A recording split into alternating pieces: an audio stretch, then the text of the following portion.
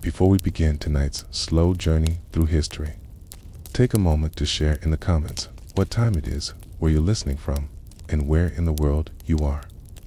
I always enjoy seeing where these stories are reaching, and if you'd like more calm, immersive history to fall asleep to, don't forget to subscribe. It helps me keep bringing you these long, quiet stories of the past. Asterisk, the summer of the year 64 CE pressed heavily upon the city of Rome. You can imagine the heat, thick and unmoving, lingering over tiled roofs and wooden balconies. The alleyways of the Suburra district smelled of smoke even before the disaster began. But that was the ordinary smoke of cooking fires, bakeries, and lamps burning olive oil. To the people of Rome, this was just the scent of life itself. The first sparks are believed to have flickered in the Circus Maximus, Rome's grand arena where chariots thundered around in dusty clouds during the day. By night, the wooden stalls and storage areas underneath the seating banks were stacked with flammable goods, cloth, oil, pitch, and straw. These were the silent companions of commerce, dull and forgotten until fire made them terrifying. You would have walked past such places and thought little of them. For Romans, wooden structures were ordinary. The wealthiest built in stone, but for the working poor, wood was cheap, available, and fast. Entire neighborhoods were built like tinderboxes, waiting for the wrong spark. On that July night, the wrong spark arrived. No one could say with certainty how it started. Some claimed accident, others suspected malice. Fires were not unusual in ancient cities, but this one grew differently. Once the first flames took hold of the timber framework, they climbed upward as though the wood itself were impatient to surrender. Within minutes, one stall was gone, then hours. The fire had leapt across lanes. Imagine being a baker finishing a night's work, hands white with flour, when the orange glow reflected in his shop window. At first, he might have thought it was another hearth nearby. But when shouts echoed and smoke thickened, there was no mistaking it. People poured into the streets, children crying, goats bleating, vendors clutching what they could carry. The streets of Rome twisted and narrowed like veins. In calm times, they made walking unpleasant. In chaos, they became traps. The flames chased people down alleys, and in some cases, the only way to escape was to push through crowds. Roman life was loud and crowded, even at its best. In fire, it became a roar of confusion. The wind that night carried embers from rooftop to rooftop. You might picture sparks drifting lazily, but these sparks were carried like messengers of destruction. A gust of wind could turn a safe district into a burning ruin in moments. The embers settled on thatched roofs, on drying laundry, on the wooden balconies where families had stored grain. Each time, a new blaze began. Some tried to fight it. Buckets of water passed hand to hand from wells and cisterns. But water vanished in steam before it could tame the inferno. Others pulled down structures to create fire breaks, but pulling apart wooden walls with bare hands was slow, dangerous, and often futile. The fire was faster as the night stretched into morning. The sky above Rome glowed red. From the hills outside the city, travelers and shepherds could see the glow like a second dawn. The heart of the empire looked as if it were being consumed by the gods themselves. And yet, even in the face of such destruction, daily habits persisted. Some people clutched household shrines, tiny statuettes of household gods, as if protecting them might protect the family itself.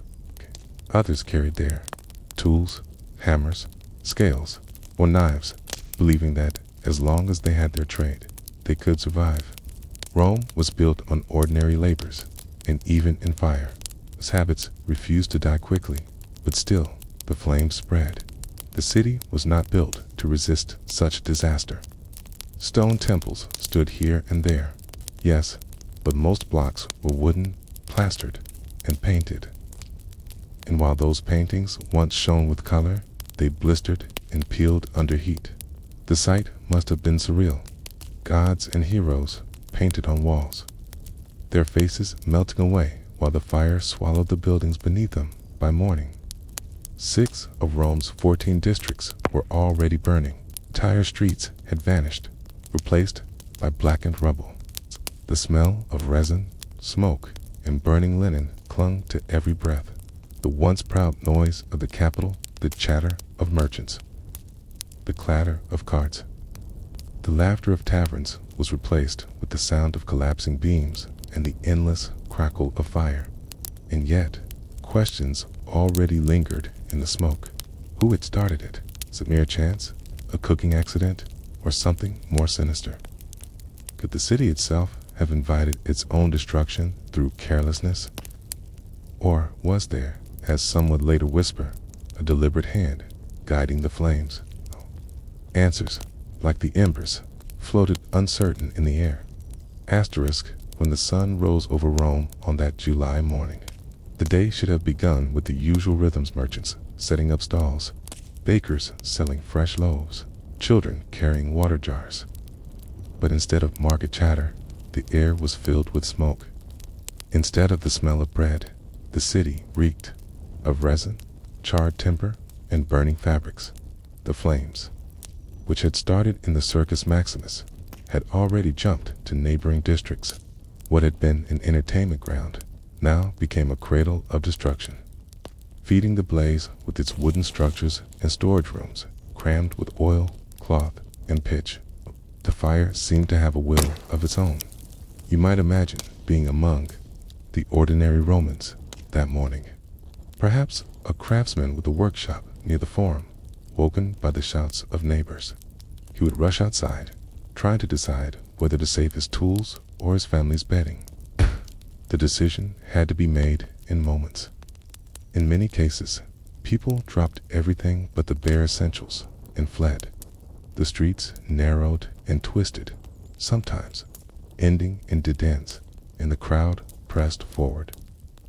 Families clung to one another, animals broke free of pens, carts overturned as their owners tried to pile them with household possessions.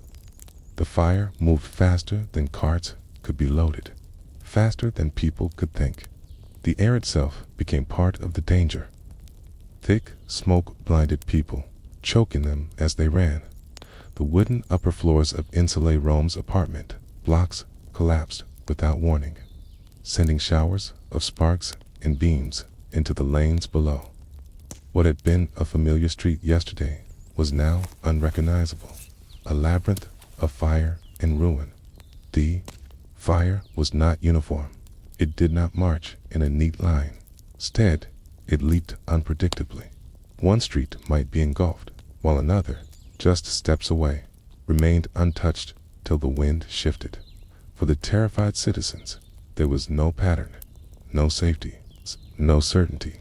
Some fled toward the Tiber River, hoping water would protect them. The banks became crowded with people holding bundles, children, or the elderly. The river gave them air to breathe, but it also trapped them. Bridges clogged with refugees, carts stuck in bottlenecks, canned, and soldiers struggling to control the movement of panicked crowds turned escape into chaos. Others rushed toward the open spaces, the Campus Martis, the fields outside the city walls. Here, people camped in makeshift shelters, clutching whatever they had managed to rescue. These were the lucky ones. Others found themselves hemmed in, their escape routes cut off by walls of flame. It is said that some desperate citizens even threw themselves into wells or cisterns, hoping the water might shield them. But the smoke lingered even there, and many suffocated underground. Such details, preserved by historians like Tacitus, show the sheer helplessness that gripped the city. Asterisk, the authorities tried to respond. Cohorts of the vigils, Rome's watchmen, and fire brigade were dispatched. They carried hooks to tear down buildings and pumps to spray water. But against such a vast inferno, their efforts seemed like children tossing handfuls of water on a bonfire. The scale was too immense, the wind too strong, the city too flammable. Meanwhile, rumors began to stir. Fires in Rome were not unusual, but this one spread too quickly, burned too fiercely. Whispers grew. Was it accident, or was it planned? Did someone want this destruction? Some pointed fingers at looters who, rather than flee, used the fire as cover to steal abandoned goods. Others, in darker tones, suggested that the fire was no accident at all. Above the city, from the Palatine Hill in the Esquiline, one could see the full scope of the disaster. Columns of smoke rose like dark pillars into the sky. The sun was reduced to a dull red disk through the haze. From such vantage points, Rome must have looked like a single vast funeral pyre. But the greatest confusion lay not in what was burning, but in what remained. Many believed their own homes might still be safe until word reached them that the fire had changed direction. The city seemed to betray its people, offering no clear refuge, and by the sixth day, Rome was scarcely recognizable. What had begun as a flicker in the Circus Maximus had grown into an inferno that devoured nearly 2/3 of the city. When the flames finally ebbed, they left behind a hollow shell of what had once been the beating heart of the empire. The fire burned with an uneven hunger. 4 of the city's 14 districts were reduced to little more than smoking rubble. 3 more were badly damaged. Only a handful remained untouched. Streets that once bustled with markets and chatter lay in ruin, lined with blackened stones and collapsed timber. Roof tiles had cracked under the heat and melted into warped lumps. Marble facades had cracked and shattered, their once polished surfaces now dull and scarred. Imagine walking through such a place after the flames had passed. The air was heavy with ash, and even days later, the smoke still lingered, carried by faint breezes through the ruins. What had been familiar neighborhoods were now strange landscapes, stripped of their character. It was not just the destruction of buildings, it was the erasure of memory. Temples dedicated to Rome's gods lay in ashes. The Temple of Luna, the shrine of Jupiter Stator, and even the great house of the Vestals had been touched by fire. These were not just structures of wood and stones, they were symbols of continuity, of Rome's eternal favor with the divine. Their loss was more than physical, it was spiritual. People whispered that the gods had abandoned the city, or worse, that Rome itself had lost its divine protection. Ordinary citizens bore the heaviest weight. Tens of thousands were homeless, their insulae reduced to cinders, families crowded into open spaces like the Campus Martis or the ruins of temples, fashioning crude shelters from cloth or salvaged timber. The once mighty capital of the empire resembled a camp of refugees. The economy suffered too. Warehouses of grain had burned, leaving the food supply fragile. Shops and stalls were gone, their goods destroyed or stolen in the confusion. Craftsmen who once made their living in narrow streets now had neither tools nor homes. Merchants who once kept ledgers of trade now had only ashes. In this vacuum of despair, suspicion grew. Tacitus tells us that some citizens believed the fire had been no accident. Others whispered that looters had deliberately spread flames to prolong the chaos. Still others, more dangerously, accused the emperor himself. Nero was said to have watched the fire from the Palatine Hill, and later, rumors spread that he had sung of Troy's burning as Rome collapsed. Whether true or not, the image stuck, the emperor as performer while his people burned. This rumor poisoned trust and made an already tragic disaster feel like betrayal. To counter the accusations, Nero pointed the blame elsewhere. He accused a small but growing sect, the Christians, of setting the blaze. This group, little known and mistrusted by many Romans, became convenient scapegoats. Arrests followed, and with them executions, burnings, crucifixions, and brutal spectacles, staged as public punishment. Thus, the fire's destruction did not end with ashes. It carried forward into persecution, reshaping the relationship between Rome and its minorities. The memory of the fire became intertwined with cruelty, suspicion, and fear. Yet, even amid the ruin, rebuilding began. Nero announced plans for a new Rome, wider streets, brick construction, and open spaces to prevent future disasters. He seized land for his Domus Aurea, his golden house, an extravagant palace that itself became a symbol of suspicion. Some saw in it evidence that Nero had wanted the fire, clearing land for his dreams. Others saw only the audacity of an emperor who used disaster as opportunity. And still, the ordinary people carried on. They sifted through ashes to recover scraps, rebuilt walls stone by stone, and tried to reclaim a semblance of routine. The fire had scarred their lives, but life in Rome did not end. In the decades that followed, historians debated its cause. Was it accident, malice, or design? No answer satisfied all. But the fire lived on in memory, only as destruction, but as transformation. Rome after the fire was not the same as Rome before. Perhaps that is the quiet lesson. Empires, like cities, are not invincible. They can be reshaped in a single week, their permanence revealed as fragile. And so, the fire of Rome ended not just in smoke, but in a question that lingers across centuries. Was it merely flames that destroyed a city, or was it the choices of men that allowed it to burn? Asterisk, before the fire broke out, Rome was a city of habit. Each morning, the city stirred to life in predictable rhythms. The clang of blacksmiths hammering iron, the smell of bread rising in communal ovens, the calls of street vendors offering figs, olives, and fresh fish along the Tiber. Life in the capital of the empire was noisy, crowded, and often inconvenient, but it was familiar. The ordinary Roman lived not in marble villas, but in insulated apartment blocks built of wood and plaster, often several stories high. The wealthiest rented rooms on the lower floors, where the ceilings were higher and the walls sturdier. The poor lived above, in cramped wooden spaces that shook when carts rolled by. To climb the stairs each night with a jug of water was a small labor, but it was part of life. The markets were the heartbeat of the city.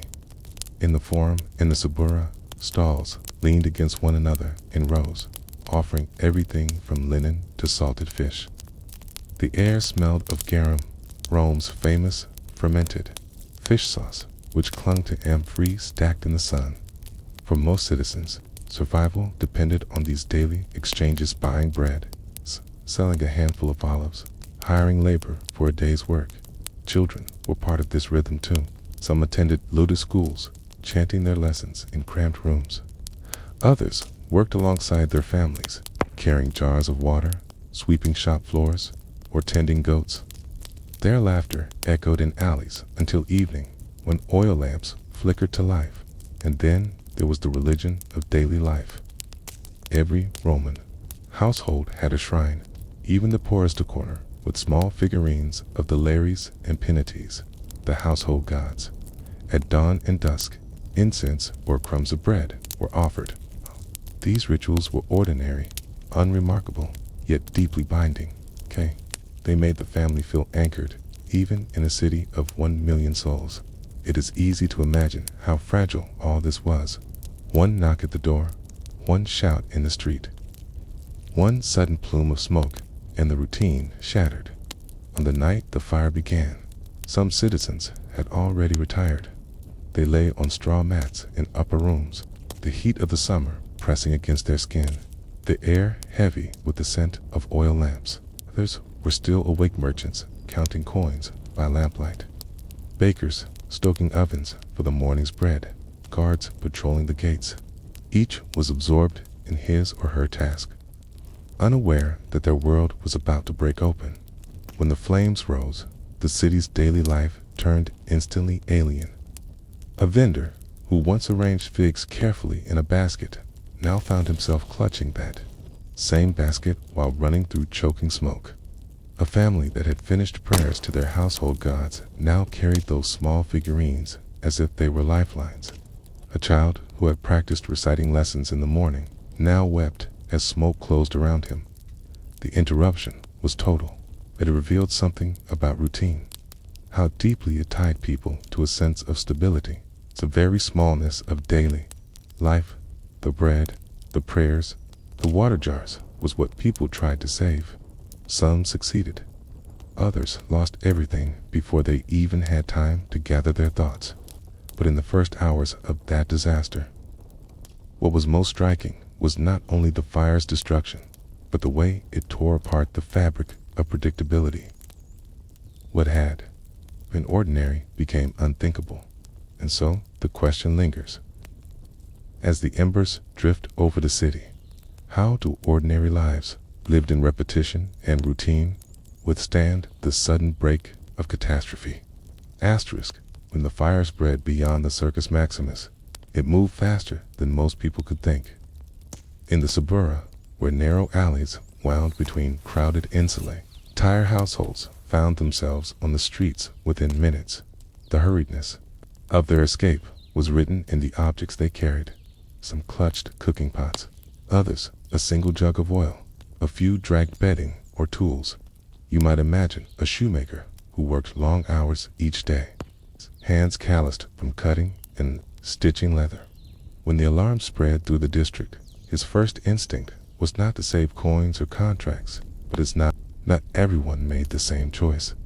Some hesitated, believing the fire might be controlled. A man might linger, trying to douse the flames with water from a bucket until collapsing timbers forced him back. A woman might run upstairs to gather clothing, only to find herself trapped by smoke. In hesitation, lives were lost, and amid the chaos, theft and violence appeared. Tacitus records that looters used the fire as cover, snatching goods from shops and houses as their owners fled. Some even spread flames further, to distract attention or to drive people away. To those who escaped with nothing, the sight of others carrying stolen wealth added bitterness to terror. The open spaces of Rome filled with refugees, Campus Martis, the gardens of Agrippa, even the steps of temples became camps for the dispossessed. Families huddled together, clutching their few belongings. The city that once echoed with trade and laughter now echoed with coughing, crying, and the crash of collapsing buildings in the distance. Children were especially vulnerable. In the press of crowds, some were separated from parents. Neighbors tried to help, carrying little ones on their shoulders, but in confusion, many were lost. For those who survived, the memory of that night lingered for a lifetime. The glow of fire against the sky, the taste of ash on the tongue, the sound of their city breaking apart. Even the smallest tasks of daily life became impossible. Fetching water meant pushing through panicked crowds. Preparing food meant cooking over open fires while smoke still drifted across the fields. Sleeping meant lying on bare ground, listening for the crack of flames. For a week, Rome's ordinary habits dissolved into survival, and yet people clung to fragments of their routines. Some prayed at makeshift altars, setting down rescued figurines on stones or tree stumps. Others bartered what little food they carried, sharing bread or dried figs. Even in catastrophe, the instincts of daily life, prayer, trade, family bonds persisted. But what must it have felt like to see not only your home, but your habits vanish in smoke? Was survival enough when the very rhythm of life, the market, the shrine, the street corner, was erased?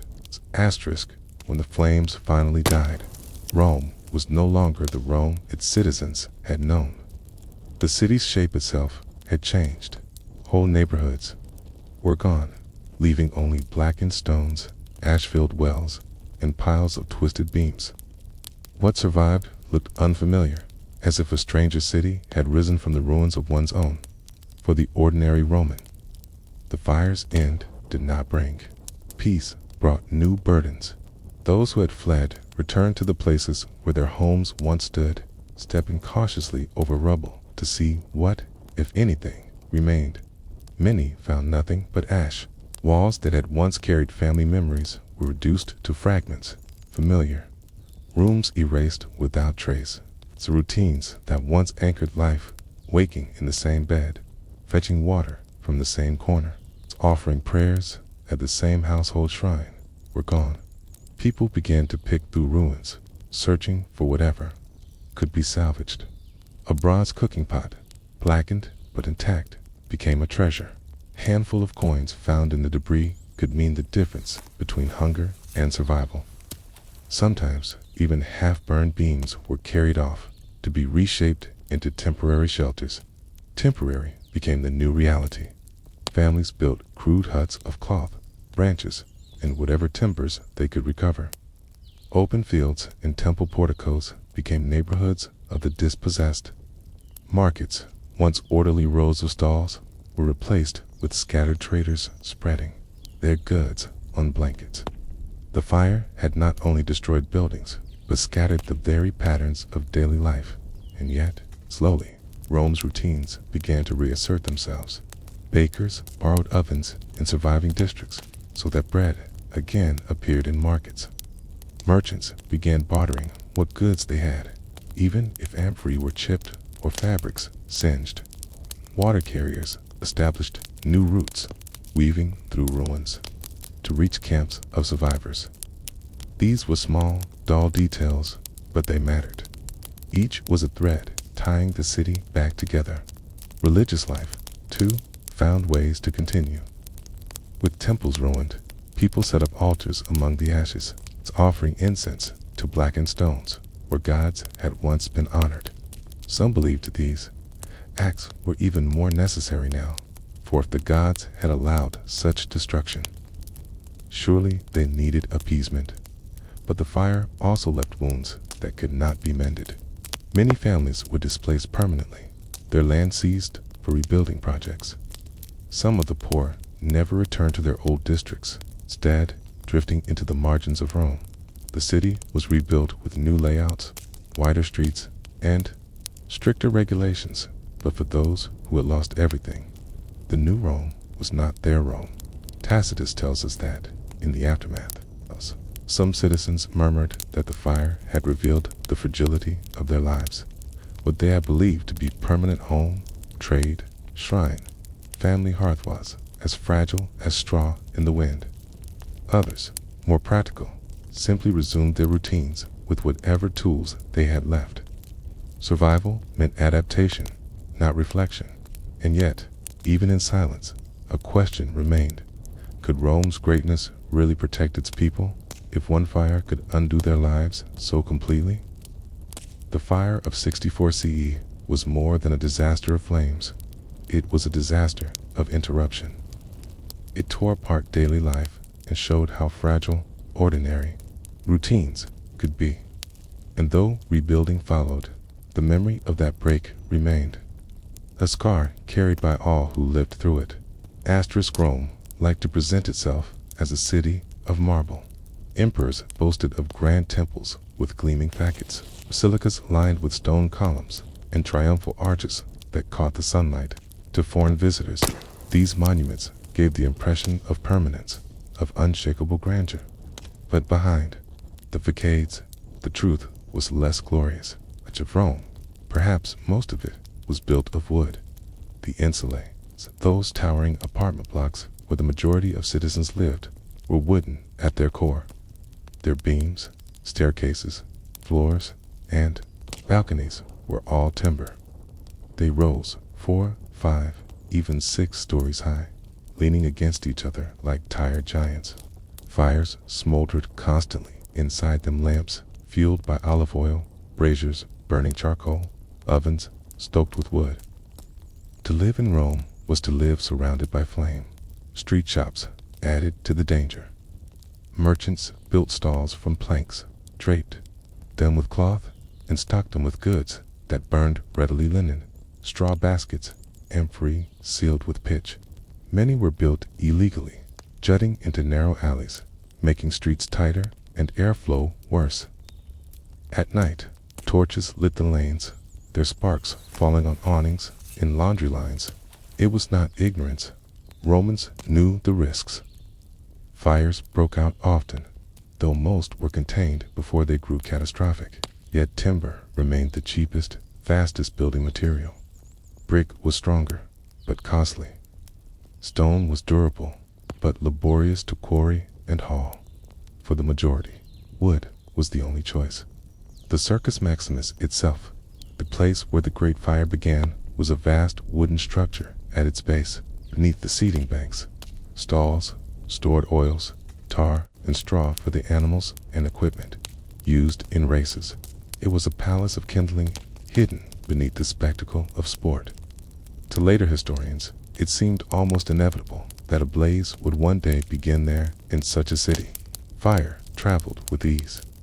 Wooden balconies projected over the streets so that flames leapt from one to another like dancers. Roofs thatched with straw or covered with tar caught quickly. Even painted plaster, when heated, cracked and peeled away, exposing timber frames. In some cases, melted resin from pitch barrels turned streets into rivers of flame. The poor bore the greatest risk. In wealthier districts, houses were built of stone, with courtyards and gardens acting as buffers. But in the crowded neighborhoods of the Suburra, insulae stood shoulder to shoulder, their upper floors almost touching. A fire in one became a fire in all. 4 years, officials debated stricter codes limits on the height of insulae, requirements for stone walls, rules for wider streets. Some regulations existed on paper, but enforcement was weak, undermined by landlords who preferred cheap construction and quick rents. In a city of 1 million, speed mattered more than safety, so Rome remained, at its heart, a wooden city disguised as marble. Its monuments stood as masks of permanence, while the homes of its citizens remained fragile, vulnerable to the smallest spark. And when that spark finally arrived in 64 CE, the disguise was stripped away. The fire did not simply consume houses. It revealed the city's true nature, timber stacked on timber. A great empire balanced on flammable beams. It leaves one to wonder, could the disaster have been avoided if Rome had chosen stone over wood? Or was the fire already written into the city's bones, waiting only for the moment to begin?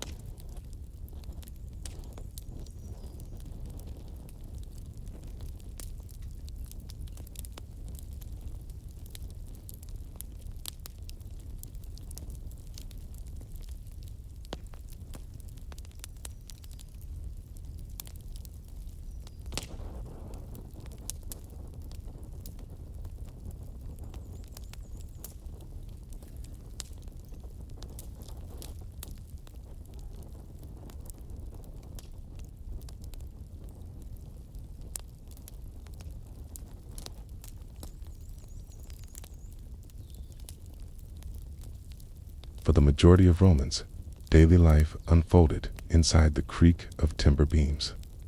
The insulae, those tall apartment blocks, were not only flammable, they were unstable. Ancient writers complained that these structures leaned precariously, that they collapsed under their own weight, even without fire. Residents lived with the constant awareness that their homes were temporary, more fragile than the stone monuments of the elite. In the Suburra, families crammed into single rooms. Wooden staircases groaned under the weight of hundreds of feet. Each day, balconies leaned outward, dripping laundry, creaking when children leaned against them. Floors sagged with age, patched with planks where rot had set in. Every creak in the night might have sounded like collapse. Yet, for the poor, there was no alternative. Rent was cheaper in the upper levels, and so the poorest climbed the highest. Farthest from the street and closest to danger, fires were common. A knocked-over oil lamp, a cooking brazier left unattended, or a careless spark could ignite beams dry from the summer heat. Many families kept buckets of water nearby, but water was heavy and slow to carry upstairs. A fire on the ground floor could trap residents above in minutes, turning staircases into chimneys. Some insulae had ropes or ladders for escape, but many did not. Shops built into the ground floors added further risk. Bakers, metalworkers, and lamp makers all used fire in their crafts. Sparks escaped ovens and forges easily. A baker's oven might feed a district with bread, but it also filled the air with smoke and the risk of flame. Still, no one considered moving such trades elsewhere. The city needed its food, its tools, its lamps. Safety bent beneath necessity. The wealthier classes criticized the insulae, but they too contributed to the problem. Landlords often built quickly and cheaply, pocketing rent without maintaining safety. When one block collapsed or burned, another rose in its place, often built with the same wood, the same flaws, the same risks. Fire was treated as misfortune, not inevitability. Even temples, though grand in appearance, often had wooden roofs and beams beneath their marble skins. The great temple of Jupiter on the Capitoline Hill had a timber roof covered in tiles. Vulnerable. 2 sparks carried on the wind. Theaters, arenas, and warehouses followed similar pattern: stone for walls, but timber for roofs, stages, and interiors. Everywhere in Rome, what hid beneath marble to live in Rome, then, was to live with contradiction. Citizens walked past glittering monuments that promised permanence, but slept each night in rooms that could vanish with a single spark. They offered prayers to eternal gods, while their shrines stood on flammable floors. They dreamed of Rome's immortality, but their own homes stood no stronger than kindling. This contradiction made the great fire not just destructive, but revealing. When the flames tore through Rome, they did not destroy a marble city. They destroyed the wooden city behind the marble mask. And in doing so, they exposed how much of Rome's greatness rested not on permanence, but on the fragile balance of timber, plaster, and habit. And so, the question rises like smoke. Was Rome's wooden core a flaw of its ambition, or the very foundation that allowed it to grow so quickly? Asterisk, when the embers cooled, the scars of wood were everywhere. Charred beams lay across streets, blackened balconies leaned against rubble, and staircases ended in open air. To walk through the ruins was to see not only destruction, but the truth that Rome had been more timber than marble, more flammable than eternal. The question quickly became how to rebuild. Rome could not remain a city of ashes. Refugees crowded into camps, demanding shelter. Merchants needed stalls to trade. Bakers needed ovens to bake. Officials needed offices to govern. Without rebuilding, the empire's capital would not only be wounded but paralyzed. Nero took the lead. His decrees after the fire attempted to transform Rome's fabric. He ordered that new houses be built with brick or stone walls, not wood. Roofs had to be tiled, not thatched. Streets were to be widened, preventing flames from leaping balcony to balcony. Courtyards and open spaces were encouraged, breaking the dense clusters of insulae that had once acted like kindling piles. Cisterns and wells were mandated within reach of homes, so water could be drawn more easily in case of fire. Even the orientation of streets was considered, with lanes laid straighter to allow movement of both people and fire brigades. For the first time, Rome confronted not just the aftermath of fire, but its prevention. Of course, these regulations came with costs. Stone and brick were expensive for poorer citizens. Rebuilding under such laws was nearly impossible without state support. Many believed Nero's projects favored the wealthy, clearing land for for grander villas, while pushing the poor to the city's edges. His own palace, the domus, aurea, or golden house, was built on land cleared by fire. Its opulence making the new building codes seem less like protection and more like privilege.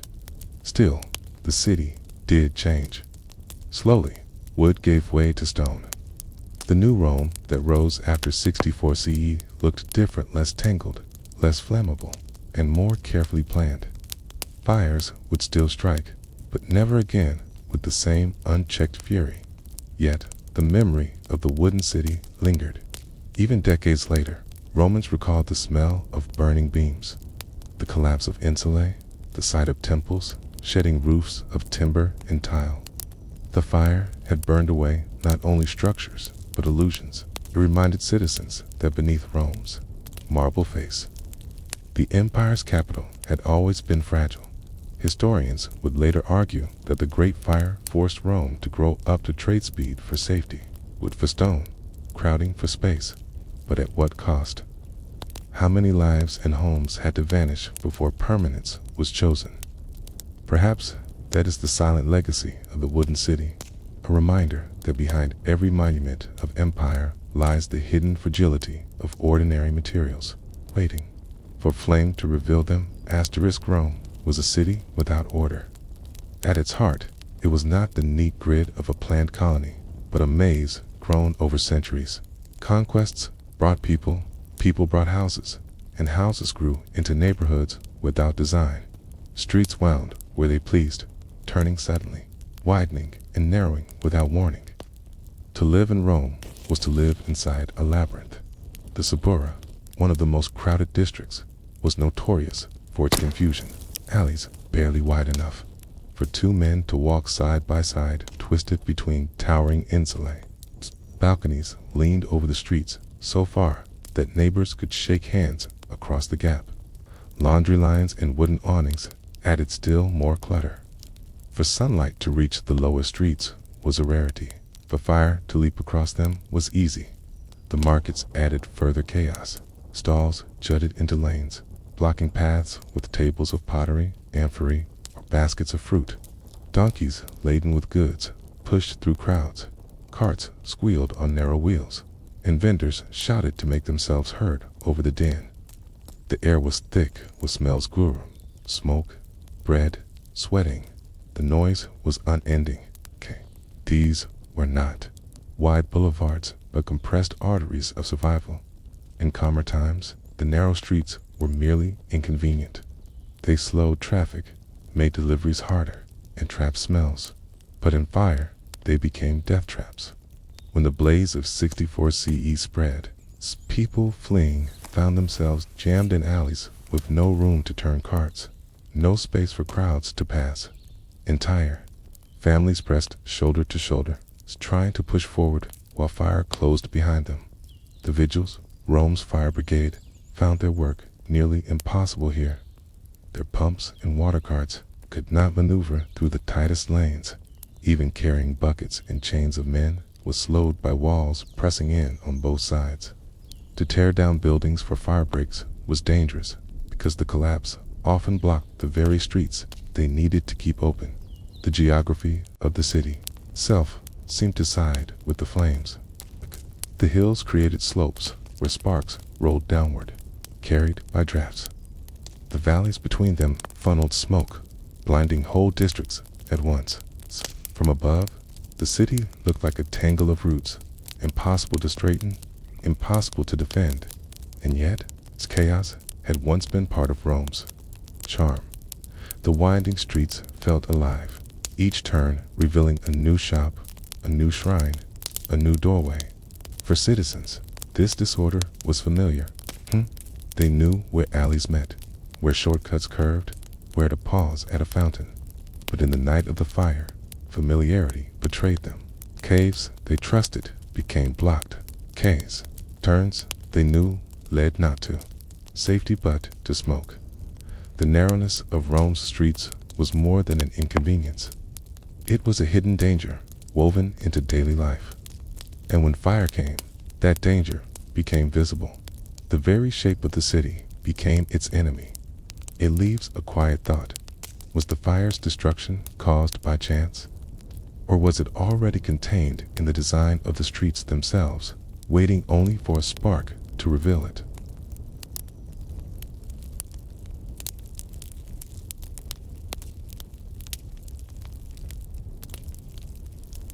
Rome was a city without order.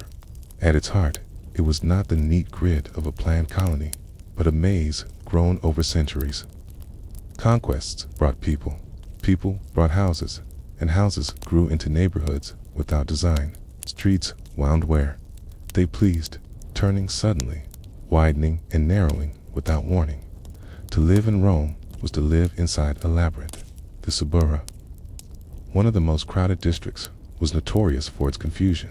Alleys barely wide enough for two men to walk side by side, twisted between towering insulae. Balconies leaned over the streets so far that neighbors could shake hands across the gap. Laundry lines and wooden awnings added still more clutter. For sunlight to reach the lower streets was a rarity. For fire to leap across them was easy. The markets added further chaos. Stalls jutted into lanes, blocking paths with tables of pottery, amphorae, or baskets of fruit. Donkeys, laden with goods, pushed through crowds. Carts squealed on narrow wheels, and vendors shouted to make themselves heard over the din. The air was thick with smells growing: smoke, bread, sweat, and the noise was unending. These were not wide boulevards, but compressed arteries of survival in calmer times. The narrow streets were merely inconvenient. They slowed traffic, made deliveries harder, and trapped smells. But in fire, they became death traps.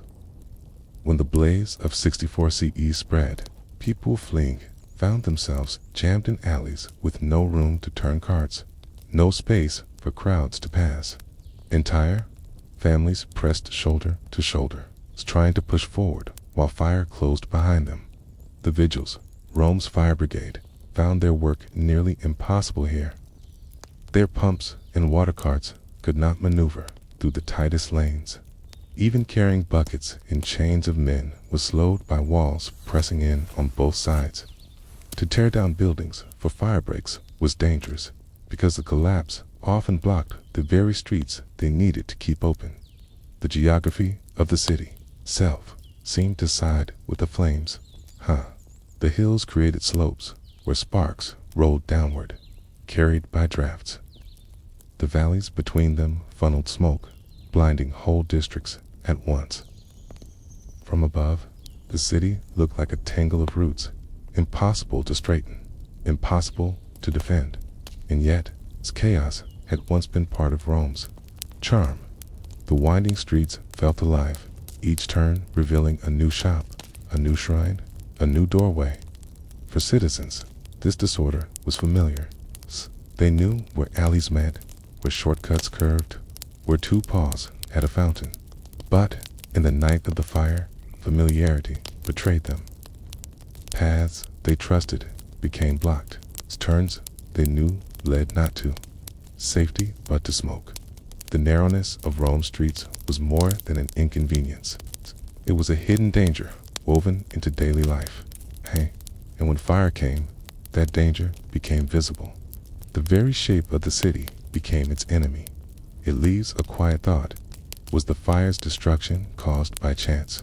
Or was it already contained in the design of the streets themselves, waiting only for a spark to reveal it? Asterisk. When the flames finally died, what was left of Rome's narrow lanes was a charred skeleton. The alleys that had once carried daily life markets, gossip, children's games were now little more than blackened paths between ruins. Their very shape had betrayed the people who trusted them. The disaster made the weakness undeniable. The twisting lanes had not only carried fire more swiftly, but had trapped citizens in deadly confusion. Families who knew their neighborhood by heart found themselves lost in smoke, unable to distinguish one turn from another. The closeness of balconies, the clutter of awnings, the jutting of wooden stalls all had become accomplices to the blaze. The aftermath Rebuilding plans could not ignore these lessons. Nero's decrees called for streets to be widened, alleys to be straightened, and clutter to be cleared. No longer would balconies lean so close that neighbors could shake hands.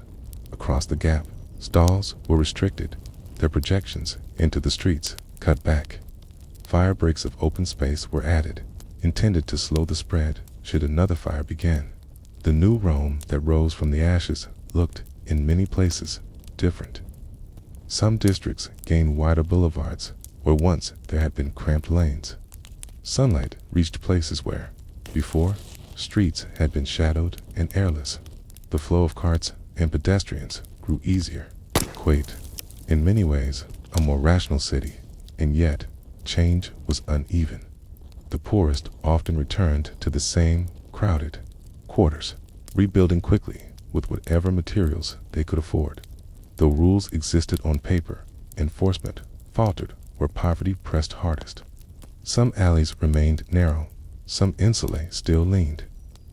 Memory of fire did not always outweigh the pressures of survival. Still, the Great Fire left a mark, not just in ash, but in planning. Rome, for the first time, tried to think of itself as a city that could be shaped by law rather than habit. Its streets, once grown like vines in disorder, were trimmed and widened with intent. The narrowness of the old city lived on in memory, though. Older Romans remembered the twisting alleys, the closeness of neighbors, the shadowed passages where children played.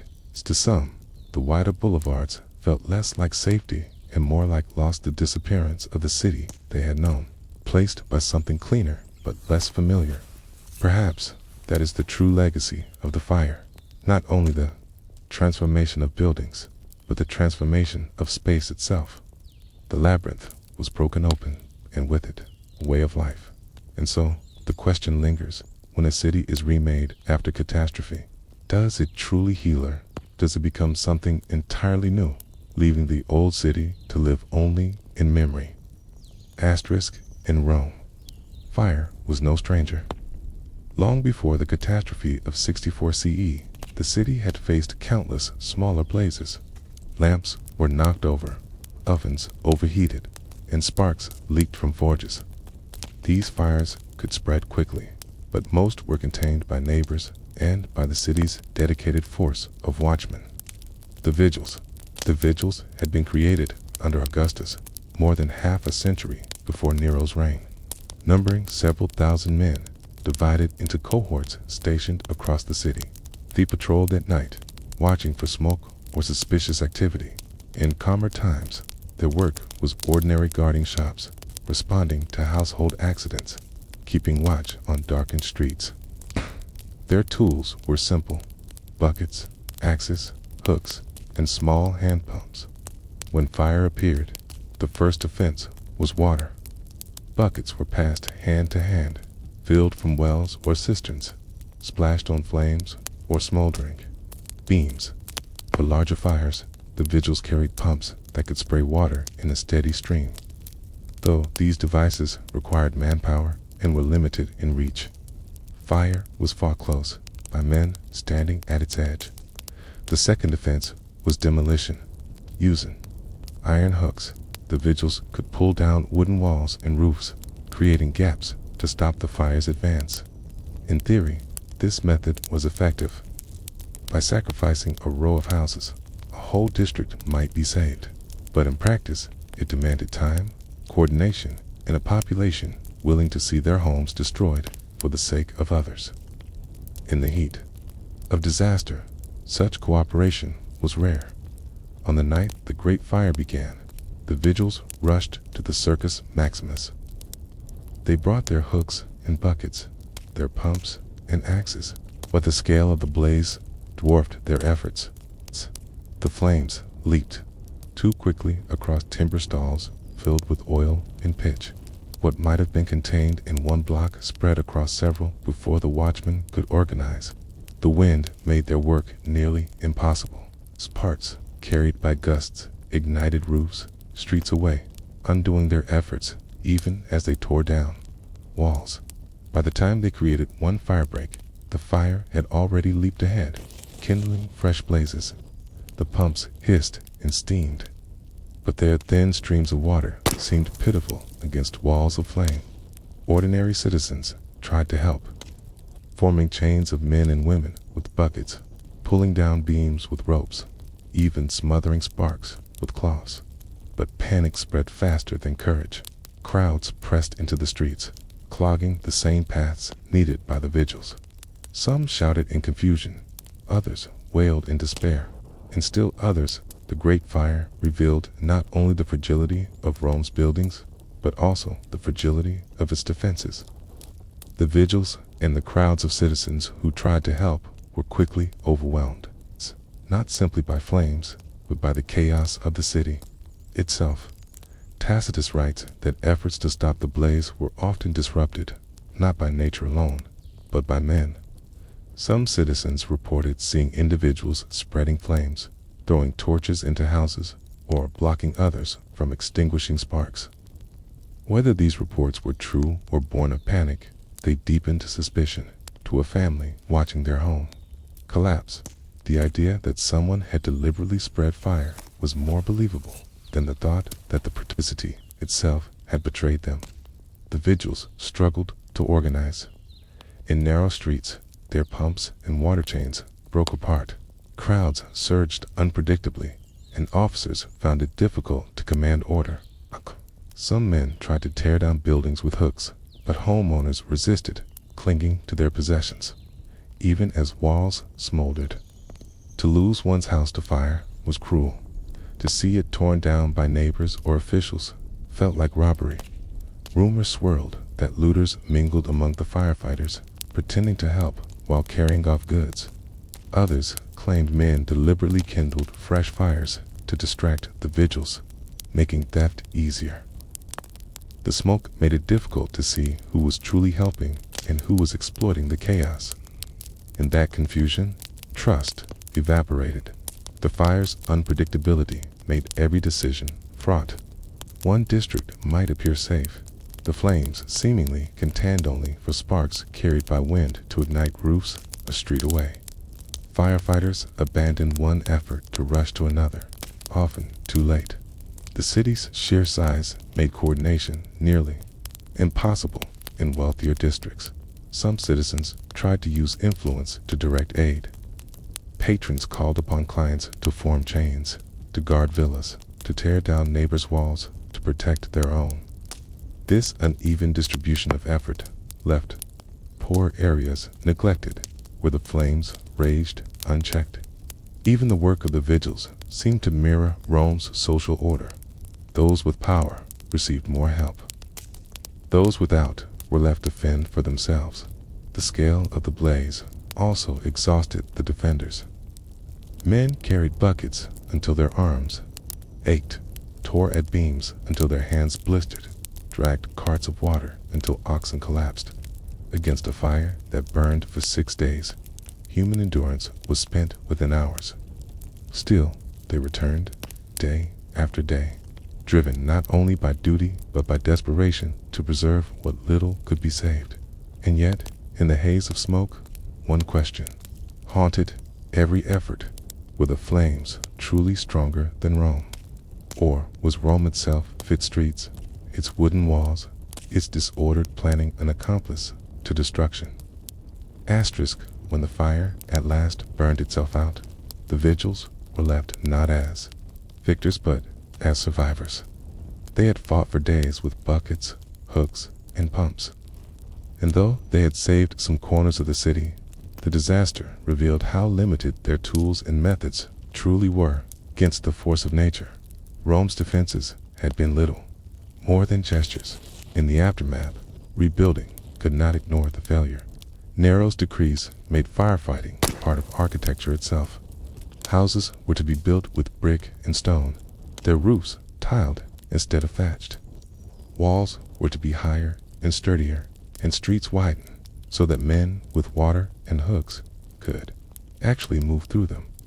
Even cisterns were required in new buildings, so that water would be available without relying on crowded wells. These regulations were practical, yet they also served memory. The fire had shown that firefighting was not only about brave men with buckets, it was about the shape of the city itself. Prevention became as important as response. The vigils continued their work, patrolling at night, carrying axes and hooks, keeping watch on Rome's lamps and braziers. But their reputation had changed.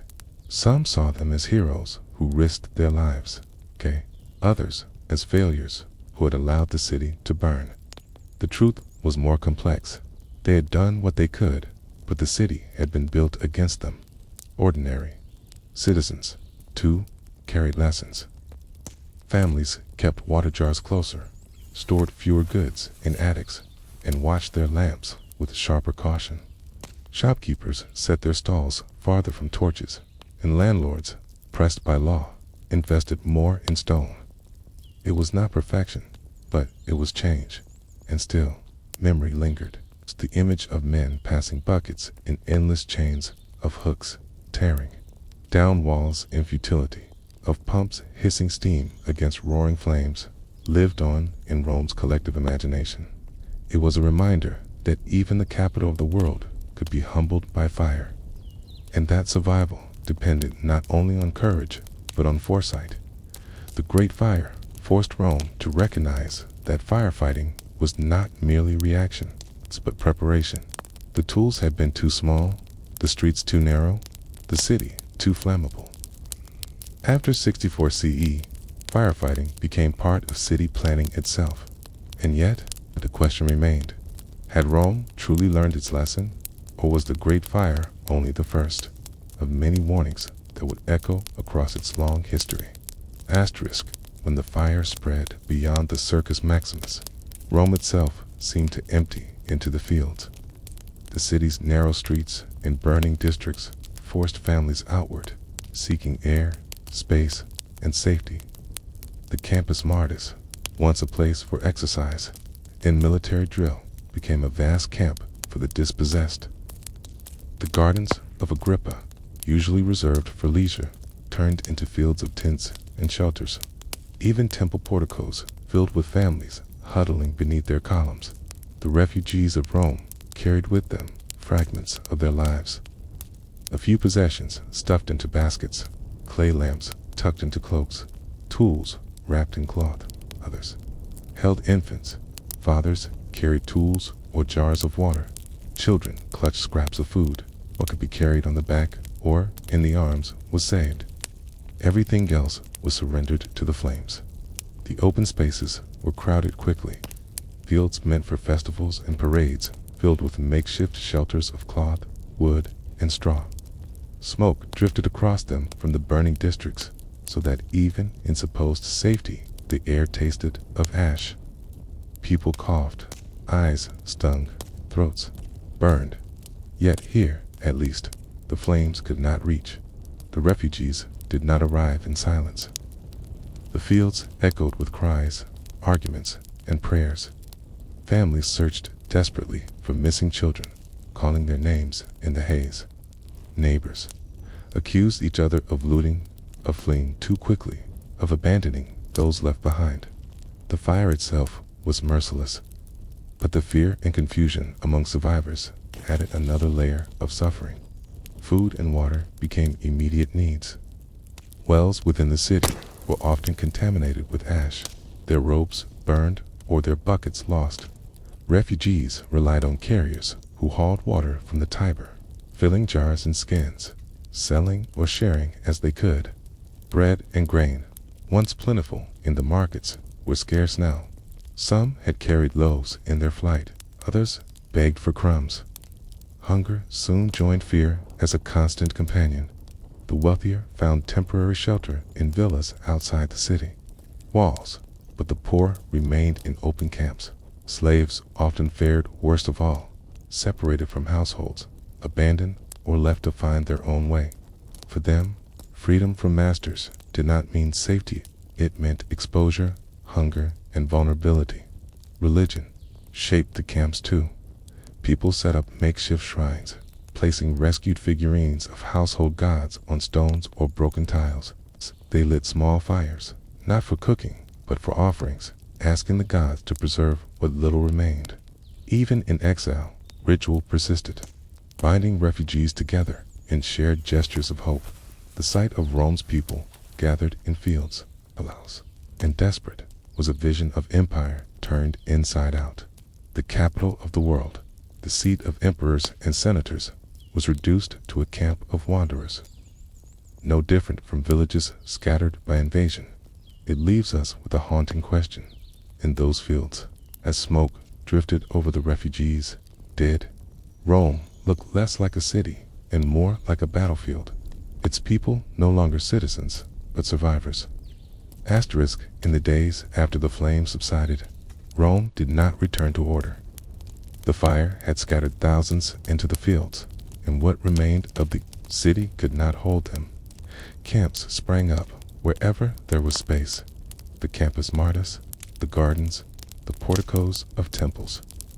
These places, never meant to be homes, became temporary cities of the homeless. Daily life in these camps was a struggle of repetition and want. Water was fetched from the Tiber or from cisterns still intact.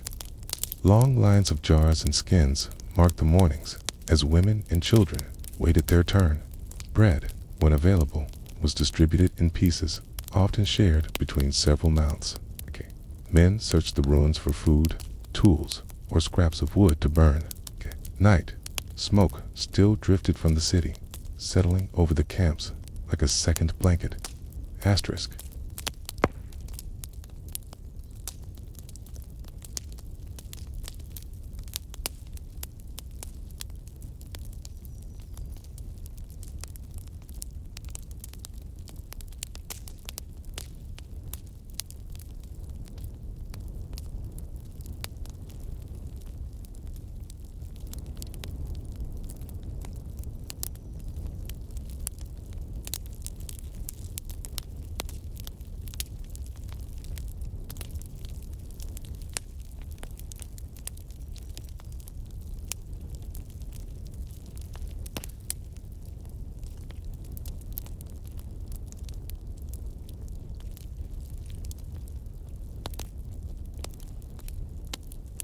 Shelter was crude. Its families stretched cloth across branches, propped broken doors into makeshift walls, or built huts from salvaged planks. The wealthiest brought slaves and servants to help, but the majority fashioned roofs with their own hands. In rain or wind, these shelters failed quickly, leaving people exposed. Still, they were better than nothing. Life in the camps blurred social divisions, at least for a time. Senators and commoners alike had lost homes. Merchants who once kept accounts now bartered in scraps. Freedmen who once served patrons now sat beside them in the same smoke-filled air. Yet inequalities reappeared quickly. Those with wealth purchased food and comfort, while the poor relied on charity or hunger. Rumors circulated constantly. Some whispered that the emperor himself had ordered the fire, that he watched from the Palatine as the city burned. Others said it was the work of looters, or even divine punishment for Rome's arrogance. Fear of the unknown hung over the camps as heavily as smoke. Amid this fear, violence simmered. Crowds quarreled over water, bread, or space. Fights broke out when someone was accused of hoarding food or stealing from the ruins. Guards sent by officials tried to impose order, but their presence often stirred resentment. To those who had lost everything, the sight of soldiers seemed less like protection and more like control. Religion gave some comfort. Families offered prayers to scorched figurines of their Lares, believing the gods still watched, even from ash. Makeshift altars dotted the camps, stones piled with burned offerings or scraps of incense. Some believed the fire had been sent as punishment. Others prayed it was merely a test. Rituals, dull and repeated, gave shape to days that otherwise blurred into waiting for children. The camps were a strange mixture of fear and play. They chased each other among shelters, laughed at small games, and then wept when reminded of hunger. Their voices echoed in places where senators once debated, or athletes once trained, a reminder that Rome itself had been transformed into a refugee camp. In these days, survival became ordinary. Hunger, thirst, smoke, and uncertainty were routine. The grandeur of the city, the marble temples, the stone forums, was gone. What remained was the dull persistence of living one day at a time. And so, quiet question lingers: when a city's greatness is reduced to ashes, is survival itself enough to keep hope alive? Asterisk. As the smoke thinned and the ashes cooled, the fields of refugees remained. Rome had not been destroyed entirely, but for tens of thousands, the fire had erased everything familiar. Their homes were rubble, their shops gone, their neighborhoods transformed into charred ruins. The question became not only how to survive, but how to begin again. Officials moved slowly at first. Supplies of grain were brought into the city, distributed in portions to those camped in the open. Nero himself opened his private gardens to the homeless, a gesture both practical and political. To some, it showed concern. To others, it appeared as theater. A ruler presenting himself as a benefactor, while suspicion of his role in the fire still smoldered. For the refugees, food and water were never enough. They needed roofs, walls, and hearts. Slowly, rebuilding began. Stone and brick replaced timber in many districts as new regulations demanded. The wide boulevards Nero decreed carved through areas that had once been narrow lanes. Entire neighborhoods were reimagined, laid out with straighter lines and more open spaces. But rebuilding came at a cost. Land once held by poor families was seized, redistributed, or absorbed into grander projects. Many who had fled to the fields never returned to their old streets, for those streets no longer existed. Instead, they settled in the outskirts, pushed to the margins of the city's life. The refugee camps dissolved, but the displacement remained. Daily life returned in fragments. Markets reopened in surviving districts. Bakers fired ovens again, and water carriers resumed their rounds.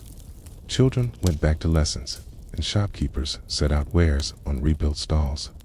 The routines of Rome returned, but with gaps-hole quarters, missing neighbors scattered, memories of loss woven into every act. Some refugees adapted with resilience. They rebuilt shops, restored shrines, and carried on as before, though with scars of memory. Others struggled, never regaining what was lost. For them, the fire marked not just a break in routine, but a permanent fall from stability. The city itself carried the memory visibly. Blackened stones stood beside new walls, half-burned temples beside fresh shrines. Rome's grandeur returned, but its citizens remembered the days when it had been no city at all, only a camp of smoke, hunger, and waiting. Historians would later describe Nero's rebuilding as visionary, reshaping Rome into a safer and more ordered city. But for those who had lived as refugees, the memory was sharper. The time when the empire's capital had looked less like a city and more like a field of the displaced. Perhaps that is the quiet truth of the fire's aftermath. Rome was rebuilt in stone, but in the minds of its people, the memory of ash remained. The empire endured, but its citizens never forgot the days they had been wanderers in their own city. And so the question lingers in the silence after. Can a rebuilt city ever erase the memory of those who once lived in exile within its own walls? Rome in July was already restless with heat. The sun lingered long, drying timber beams and thatched roofs until they cracked in the warmth. The air, when it moved, did not soothe. It carried dust through the alleys, lifted odors from markets, and stirred the smoke of cooking fires across the city. Wind was part of daily life, often ignored till disaster made it visible. When the Great Fire began in the Circus Maximus, it was not only wood, pitch and cloth that carried the flames. It was the wind. Gusts funneled through Rome's uneven streets, racing down alleys and valleys, lifting sparks and dropping them where no bucket could reach. In calmer weather, the fire might have been checked, but in that week of July, the city was not calm.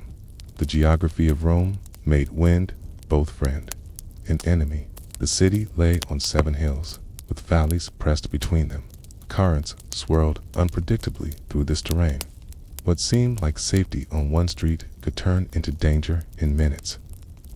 As the wind shifted and brought sparks from distant flames, witnesses later described embers falling like fiery snow. Pieces of thatch and cloth, lifted by the wind, landed on rooftops, streets away, igniting new blazes before anyone realized the danger.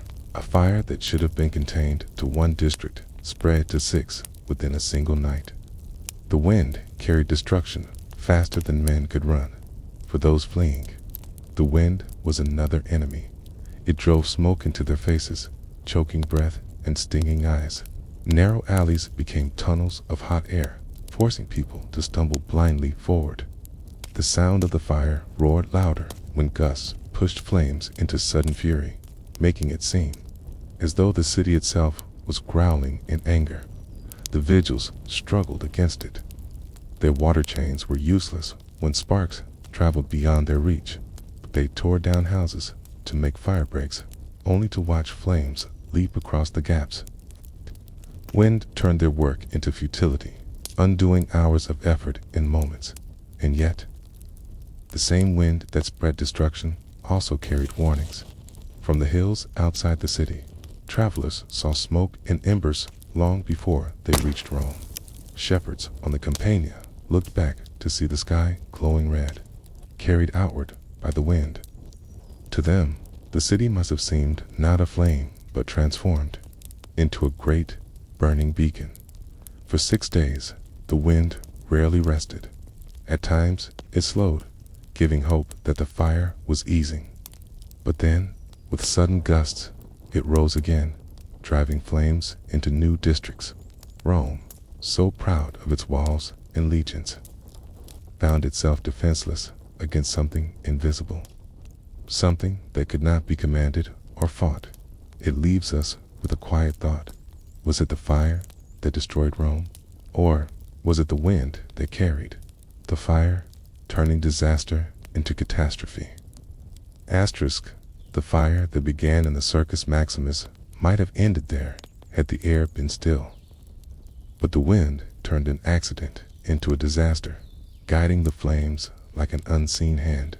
The city's layout, its hills, valleys, and winding streets gave the wind corridors through which it could run freely, driving sparks into places untouched by the original blaze.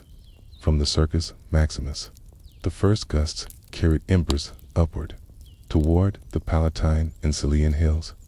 Wooden roofs and balconies caught quickly, sending showers of sparks into the night. Families who thought themselves safe woke to find flames leaping across courtyards. As though the fire had sprung into being without warning, down in the valleys, the wind acted differently. It funneled smoke and heat, trapping people in narrow streets. Even if the flames had not, the Suburra, crowded with insulae, became a furnace, carried burning fragments across the close-packed roofs, igniting one after another until the entire district roared. People fled upward toward the Esquiline Hill, only to find the wind driving sparks in that direction too. What seemed like escape quickly became a new trap. The wind did not move evenly, shifted suddenly, turning safety into danger within minutes. A district that had watched from afar as others burned suddenly felt heat on its walls as sparks dropped from the sky like fiery hail.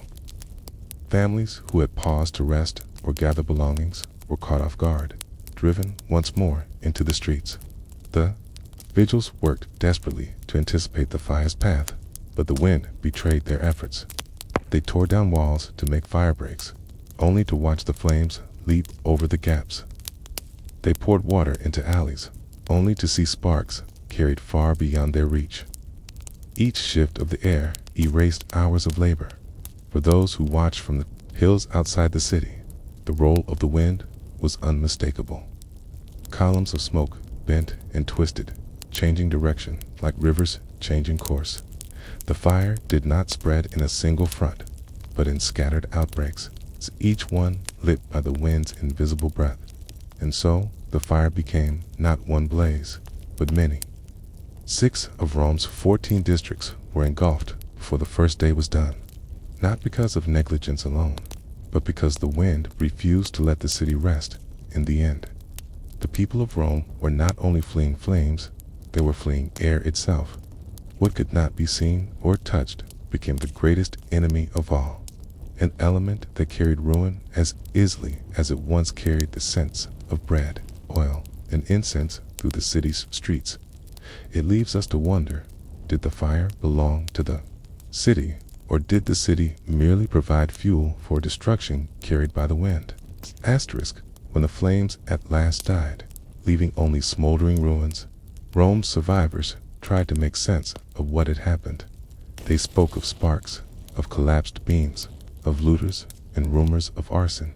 But again and again, they returned to the same truth. The fire had not moved by itself. It had been carried. The wind, unseen, yet everywhere, had been the silent companion of destruction. Historians, like Tacitus, noted it plainly. He wrote that the fire was fanned by the speed of the wind, spreading across the city with a swiftness that no bucket line or demolition effort could contain. In his words, one hears not only the record of fact, but the weight of awe and acknowledgement that air itself had turned against the city. For ordinary Romans, the memory of the wind lingered in smaller ways. Families recalled how sparks fell from the sky, carried like fiery birds across the rooftops. Refugees in the fields remembered how smoke blew over them in waves, so that even in safety their lungs burned. Children who grew up after the fire were told stories of gusts that lifted flames from one house to the next, as if the air had chosen its victims. In rebuilding, Nero's new regulations addressed timber, stone, and streets, but the wind could not be legislated. Wider roads and courtyards gave air more room to move, yes, but no decree could change its nature.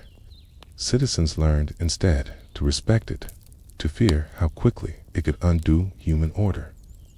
Lamps were tended with more care, ovens watched more closely, and in every flicker of summer breeze, some saw a reminder of what had once been lost.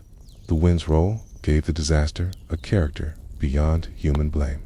While rumors spread about arson, about Nero, about Christians, the presence of the wind reminded people that nature itself had joined in the destruction. It was not only human malice or negligence, but the elements themselves that had conspired against Rome. And yet, this memory carried a strange humility. The empire that stretched across seas and continents, that commanded legions and conquered nations, had been brought to its knees, not by armies, but by a raw, invisible current of nature, untamed and unstoppable. Perhaps that is why the fire lived so long in memory. It was not merely the ruin of buildings, nor even the deaths and displacements, but the realization that Rome's grandeur could be undone by something as weightless as the wind. And so, in every retelling, the fire of 64 CE was never just fire. It was wind and flame together, a partnership of destruction. And in the centuries that followed, when Romans walked their rebuilt boulevards and felt the breeze move through open courtyards, they must have remembered. The air that cooled them was the same air that once carried ruin. It leaves one to wonder. In the heart of every great city, does there always wait an invisible force, patient and silent, until the day it decides to turn against its people? Asterisk. When fire broke out in July of 64 CE, Nero was not in the city. Sources tell us he was at Antium, a coastal town some 30 miles away, when word of the flames reached him. By then, the fire had already consumed whole districts, and Rome was choking in smoke. The emperor hurried back, but his absence in the critical first hours would forever shape how people judged him by the time Nero arrived. The city was chaos. 6 districts were already burning. Refugees crowded into open spaces. Individuals fought desperately to control the blaze. From the Palatine Hill, Nero could look down and see the capital glowing red, embers swirling upward into the dark sky. The empire's greatest city looked like a single vast furnace. His response, at least at first, seemed decisive. He opened public buildings to shelter the homeless, ordered grain from Ostia to be distributed at reduced prices, and even opened the gardens of the imperial estates to give citizens space. He arranged food supplies to prevent famine, using the empire's resources to keep Rome from collapsing in hunger. And yet, rumors began almost immediately. Tacitus records that some citizens whispered Nero had sung as the city burned dressed in stage costumes, performing a song about the fall of Troy while watching his own capital collapse. Whether true or not, the story spread quickly, for it fit the image many already had of their emperor, more an actor than a ruler, more devoted to performance than to governance. The rumors deepened because of what came next. The fire was extinguished. Nero announced plans to rebuild Rome not as it had been, but as he envisioned it. Streets would be widened, buildings constructed of brick and stone, and new regulations enforced. On the surface, these reforms made sense, but among the people, suspicion grew. Had Nero let the city burn so he could rebuild it in his own image? The greatest suspicion came from the land he seized. On ground cleared by the fire, Nero began construction of his domus, or Riava, golden house, a palace complex of extraordinary scale. To the refugees still huddled in makeshift shelters, the sight of their emperor planning a palace amid the ruins was intolerable. The fire had made them homeless. It had made Nero richer in land. Thus, Nero's image was tied forever to the disaster. No matter his relief efforts, no matter his rebuilding laws, the suspicion remained. Had he merely responded to the fire, or had he welcomed it? Did he grieve for the city, or did he sing as it burned? The truth may never be known. What is certain is that, from the moment smoke drifted above Rome, Nero was no longer only an emperor. He became a figure of rumor, myth, and accusation. His reputation scorched as deeply as the city itself. And so the question lingers in history's haze. Was Nero a savior of Rome in crisis, or its destroyer in disguise? The fire may have left Rome in ruins, but it also left space for suspicion to grow. In a city where tens of thousands had lost homes, where food was scarce and routines broken, explanations mattered. And for many, the explanation pointed upward. The emperor himself. The rumors multiplied in whispers across the refugee camps. Some said they had seen men claiming to act under imperial orders, spreading flames instead of stopping them. Others insisted that Nero himself had given commands to prevent the vigils from extinguishing the blaze. In the fog of fear and anger, even unverified tales found eager listeners. The most enduring story was that of Nero singing as the city burned. Ancient writers disagreed on the details. Some claimed he performed a tragic song about Troy's fall, others that he sang in costume, accompanied by a lyre, comparing Rome's flames to the ancient myth of Ilium. Whether this was invention or truth mattered less than how it sounded. To a homeless Roman sitting in smoke, the idea that his emperor had made a performance of the city's destruction was too powerful to ignore. The construction of Nero's Domus Aurea only deepened the suspicion. The Golden House was unlike anything Rome had seen. Sprawling gardens, artificial lakes, halls gilded with gold, walls encrusted with jewels. To build it, land was seized land, cleared by the fire. Citizens looked at the ruins where their insulae once stood and saw, in their place, foundations of Nero's dream palace. To them, it was evidence, not coincidence. Historians like Suetonius later wrote with certainty that Nero welcomed the fire, perhaps even ordered it. Tacitus, more cautious, admitted that the truth was unclear. Tease, but even his hesitation reveals the depth of the suspicion. No one could easily separate the emperor from the flames. Nero's reputation suffered not only among the poor, but among the elite, senators and aristocrats, many of whom had lost villas and libraries, whispered their anger.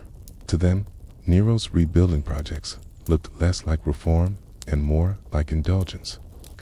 His vision of a new Rome-wide boulevards, fireproof construction, monumental designs seemed like the vanity of a ruler who cared more for spectacle than for citizens. The whispers carried across the empire. In distant provinces, news of the fire traveled along with tales of Nero's song and palace. For subjects who had never seen Rome, the fire became not only a disaster of the capital, but a symbol of the emperor's nature.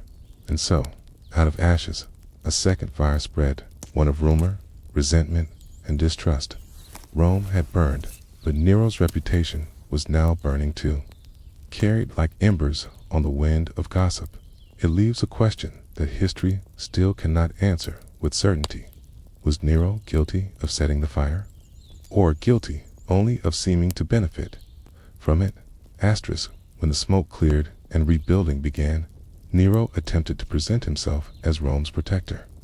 He issued decrees to regulate construction, demanding wider streets, the use of brick and stone, and new standards for water access. He reduced the price of grain, organized relief for the displaced, and even paid for temporary shelters. On paper, these measures were thoughtful and practical, yet none of it erased suspicion.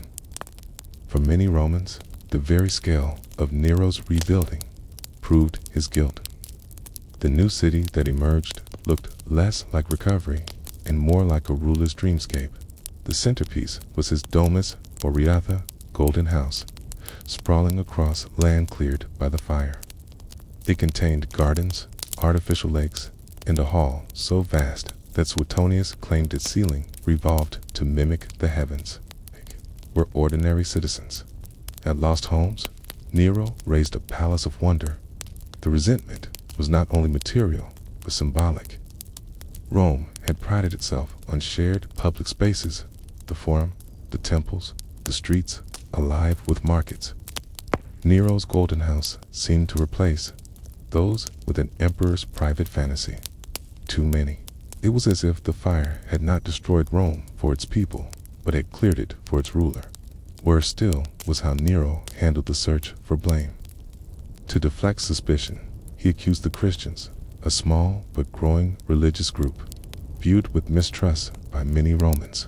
They were charged with arson and subjected to brutal executions, burned alive, torn apart by dogs, or crucified for public display. In these spectacles, Nero hoped to turn anger away from himself. Instead, he added cruelty to suspicion, and his name became linked not only with the fire, but with persecution. Historians would never agree on his role. Tacitus admitted the cause of the fire remained uncertain. Suetonius declared Nero guilty, in spirit, if not in fact. Later writers painted him as a tyrant who delighted in destruction, whether the truth lay in accident, negligence, or design. The memory of the fire fused with the emperor's name until they could not be separated, even centuries later. Nero was remembered as the emperor who watched Rome burn. His reforms, his relief, his attempts at order all faded before the image of a ruler with a lyre, singing while his city turned to ash. Perhaps that is the deepest mark left by the great fire. More than buildings, more than lives, it consumed the reputation of an emperor. And whether guilty or not, Nero's name would forever flicker in history like the glow of flames against the Roman night. It leaves us with an enduring question. Can a leader survive suspicion as easily as he survives disaster? Or does the shadow of rumor burn longer than fire itself? Asterisk. When the fire at last smoldered into silence, the city demanded an answer. 6 of Rome's 14 districts had been destroyed. Thousands were homeless, and suspicion swirled in the ash-filled air. Many whispered Nero himself was to blame. The emperor needed to redirect anger, and so he turned it toward a group already distrusted, the Christians. By 64 CE, Christians were still a small and scattered community within Rome. They met in private homes, spoke of one God rather than many, and rejected the sacrifices and rituals that tied most Romans to their temples and households. To outsiders, they seemed odd, even dangerous. Their refusal to worship the emperor's genius appeared like disloyalty. Their secrecy looked like conspiracy. Rumors about Christians already circulated before the fire. They were accused of hatred, of mankind, of strange meals mistaken for cannibalism, of rejecting the gods that protected Rome, in a city anxious about omens and divine favor. Such accusations made them natural targets. Nero seized this hostility. To silence those who accused him, he announced that the Christians were guilty of arson. Arrests followed quickly. Leaders and ordinary members alike were dragged from homes, beaten, and forced to confess under torture. Whether any admitted guilt mattered little. The charge itself was enough. The punishments were public and brutal. Some Christians were crucified along the roads, their bodies left as warnings. Others were sewn into animal skins and torn apart by dogs in the amphitheaters. Still others were coated in pitch and set aflame, serving as human torches to light Nero's gardens at night. To the citizens of Rome, these spectacles became both punishment and entertainment. A grim attempt to satisfy anger with blood. Tacitus, writing decades later, condemned the cruelty. He noted that while Christians were disliked, many pitied them in the end, not because they were innocent in the eyes of the crowd, but because the punishment seemed out of proportion, less about justice and more about diversion from Nero's guilt. For the Christians themselves, the fire marked a turning point. Persecution had struck before, but never so widely or so savagely.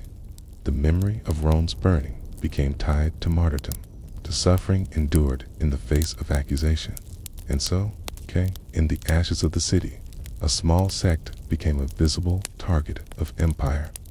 Their blood stained not only Nero's gardens, but history itself, remembered as the first great persecution of Christians in Rome. It leaves a quiet, settling question. Did the fire destroy Rome's buildings, or did it destroy Rome's sense of justice, consumed by the need for a scapegoat? Asterisk. The arrests did not stop with a handful of names. Once Nero had declared the Christians guilty, Adidas guards swept through neighborhoods, pulling men and women from their homes. Families were separated, children dragged into the streets, elders beaten for refusing to confess. To prisons filled quickly, their cells dark and stifling with smoke still drifting from the ruins of the city. Trials were more spectacle than justice. Some accused confessed under torture, but their words mattered. Little guilt was assumed from the start. To Roman officials, the Christians were already suspect. Their refusal to honor the gods was enough to brand them enemies of the state. The fire simply gave the accusation a shape. Punishments followed in escalating cruelty. Crucifixions lined the roads leading out of Rome, bodies raised high so all could see what happened to those who defied the empire. In the amphitheaters, Christians were wrapped in animal skins, released into the arena to be torn apart by dogs and wild beasts. Crowds gathered to watch, cheering as though it were theater. The most chilling punishment took place in Nero's gardens. At night, prisoners were coated with pitch, fixed to poles, and set alight as living torches. The glow of their burning bodies lit the emperor's pathways as he hosted feasts and strolled with guests. To some, it was proof of Nero's extravagance. To others, it was proof of his guilt. Only a ruler desperate to deflect suspicion, would go to such lengths. Yet, amid the cruelty, something unexpected stirred. Tacitus records that while Christians were despised, pity began to grow. Citizens saw men and women dying with a strange calm, refusing to curse their gods or renounce their beliefs.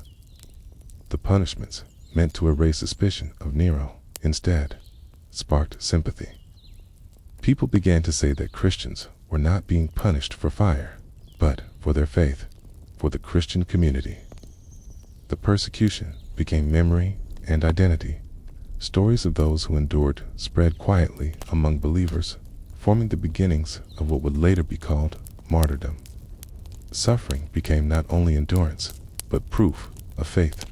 Still, in those days after the fire, the mood of Rome was mixed. Some citizens felt satisfied, believing justice had been served. Others, unsettled by the cruelty, whispered that the Christians had been sacrificed to protect Nero. And so, even as the flames of the city faded, new flames burned, flames of injustice, spectacle, and memory that would not be extinguished. It leaves one to ask, did Nero succeed in shifting blame? Or did he only plant a seed of suspicion that would grow long after the ashes cooled? Asterisk, when the executions ended and the bodies were cleared from the roads and arenas, the city of Rome returned slowly to rebuilding. But for the Christians, nothing returned to what it had been. The fire had not only destroyed neighborhoods, had reshaped their identity forever. For Rome's majority, the memory of the persecution blurred with the disaster itself. Some accepted Nero's version that the Christians had burned the city. Others doubted, seeing instead an emperor desperate to cleanse himself of guilt. Tacitus later wrote that pity began to outweigh hatred, for the punishments seemed less like justice and more like cruelty. Whatever the truth, for the Christians, the memory was sharper. Stories of those who endured families torn apart, of believers who refused to recant, were repeated in homes and gatherings. These memories became more than history. They became identity. To suffer in Rome was to follow in the path of their teacher, who had himself been executed by empire. The fire of 64 CE thus became the first great chapter of Christian martyrdom in later generations. The persecution under Nero was remembered as prophecy, fulfilled. Writers like Tertullian would look back and see in the blood of the martyrs the seed of the church. The Christians of Nero's Rome did not see growth yet.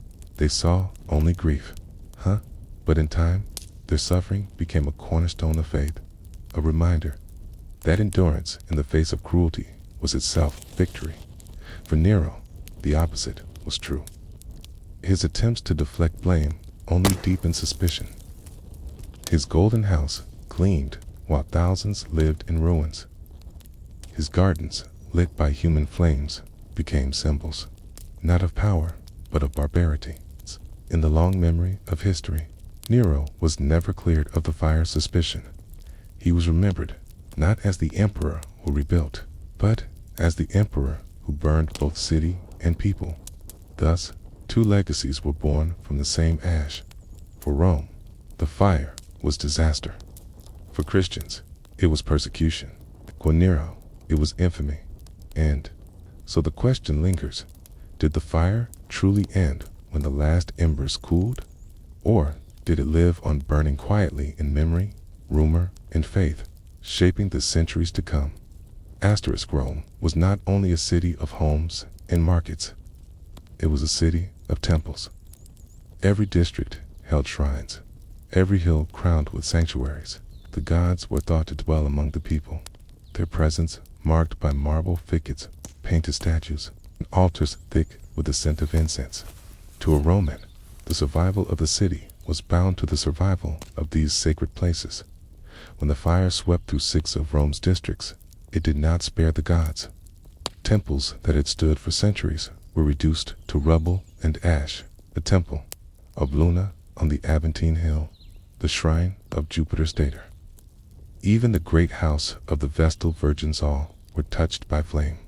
Where once stood columns and bronze doors. Only blackened stone and collapsed roofs remained. The shock was more than physical. To see the gods' houses burning was to see a world turned upside down. Jupiter's temple could fall to fire. What protection remained for ordinary homes? If Vesta's sacred flame kept alive by priestesses for generations could be threatened, what hope was left for the eternal city? For refugees, the sight deepened despair. Its families who had lost homes also lost the places where they offered prayers. Altars that once glowed with incense now smoldered with embers. Priests stood among ruins, their robes singed, their sacred vessels buried under rubble. Religion, the anchor of Roman routine, was shaken, and yet, even as the ashes cooled, ritual continued. Survivors placed offerings on broken stones, whispering prayers to gods whose temples were gone. The act was both desperate and defiant a way to insist that the divine presence had not vanished. Even if its buildings had, the destruction of temples also carried political weight. Rome's rulers had long tied their authority to the favor of the gods. To govern was to protect religion, to maintain sacrifices, to keep the gods on Rome's side. But after the fire, the question could not be ignored. Had the gods abandoned Nero's Rome? It leaves us with a haunting thought. When the houses of gods are reduced to ashes, does it mean the gods themselves have turned away? Or does it mean that human hands failed to guard what was never eternal? It's asterisk. For Romans, the destruction of temples was never just loss of stone and timber. It was a message. In every crack of marble, in every statue toppled, they searched for the will of the gods. The fire was therefore not merely a disaster, but an omen, a divine warning written in smoke. In ash, priests and augurs, summoned amid the ruins, inspected what remained. The collapse of Luna's temple on the Aventine was read as a sign of instability, the moon goddess withdrawing her light. The blackening of Jupiter's shrine suggested that the king of the gods had turned his face away.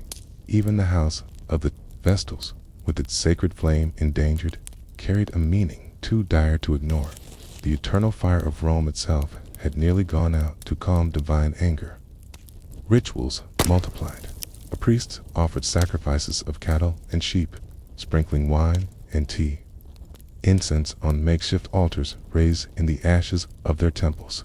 Augurs studied the flight of birds in the smoke-filled sky, searching for any hint of reconciliation.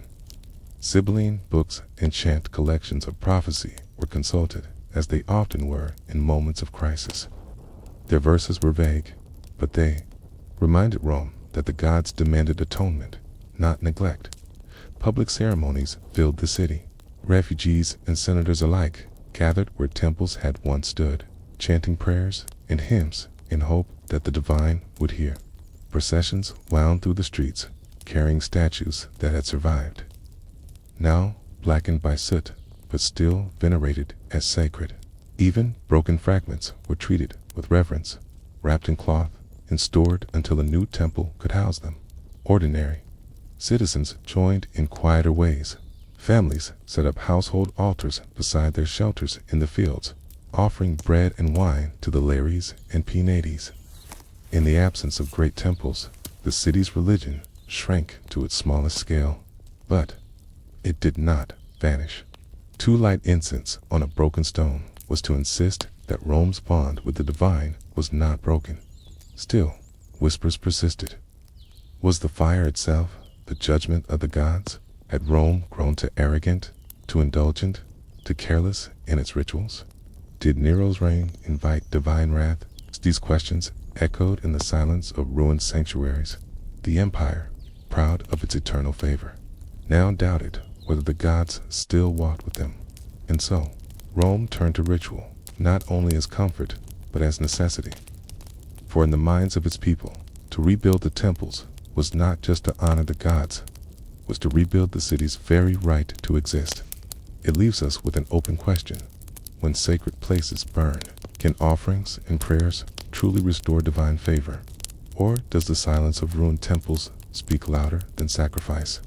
Asterisk, when the rubble cooled and the camps of refugees began to thin, Rome turned to rebuilding not only homes and streets, but its temples.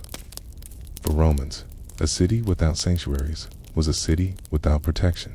To restore stone and marble was to restore divine favor. Nero ordered reconstruction, but temples were not merely repaired, they were redesigned. Wider courtyards, stone columns, and tiled roofs replaced wooden beams and fragile plaster.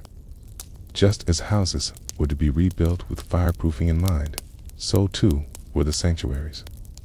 In this way, the fire reshaped the city's religion as much as its homes. Yet, rebuilding temples was more than practical. It was political.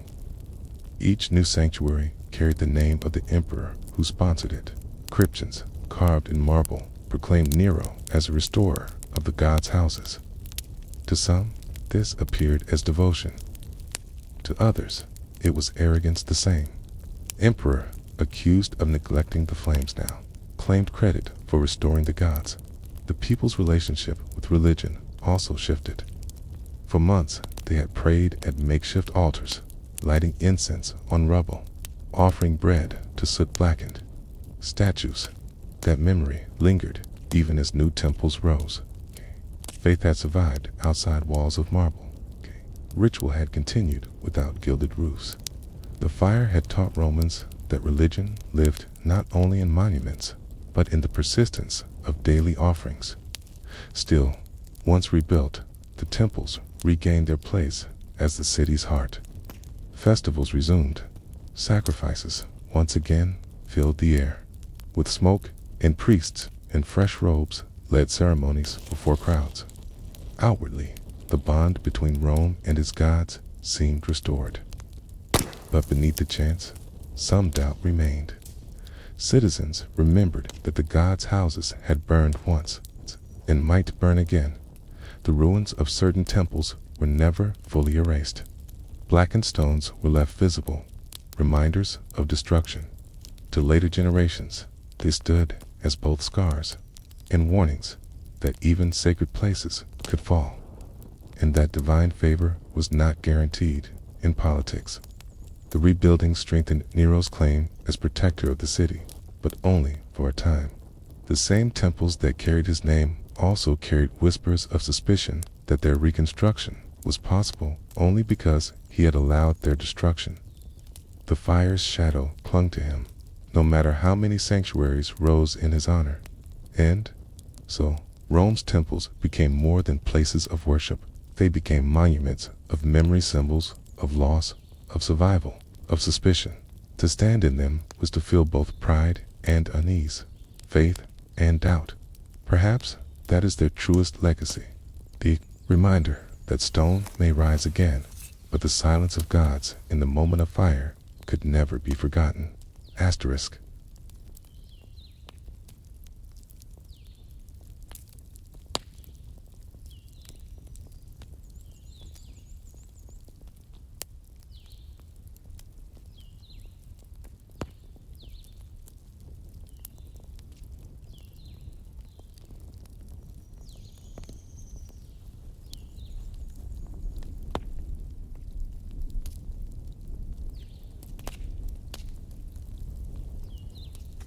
In the days after the Great Fire, Rome was not only broken, but unrecognizable. Streets that had once twisted through crowded neighborhoods were now open scars of rubble. Landmarks were gone, replaced by ash heaps and scattered stones. But for survivors, the sight was not only grief, but disorientation. The city they had known, its alleys, shrines, markets, and forums was erased.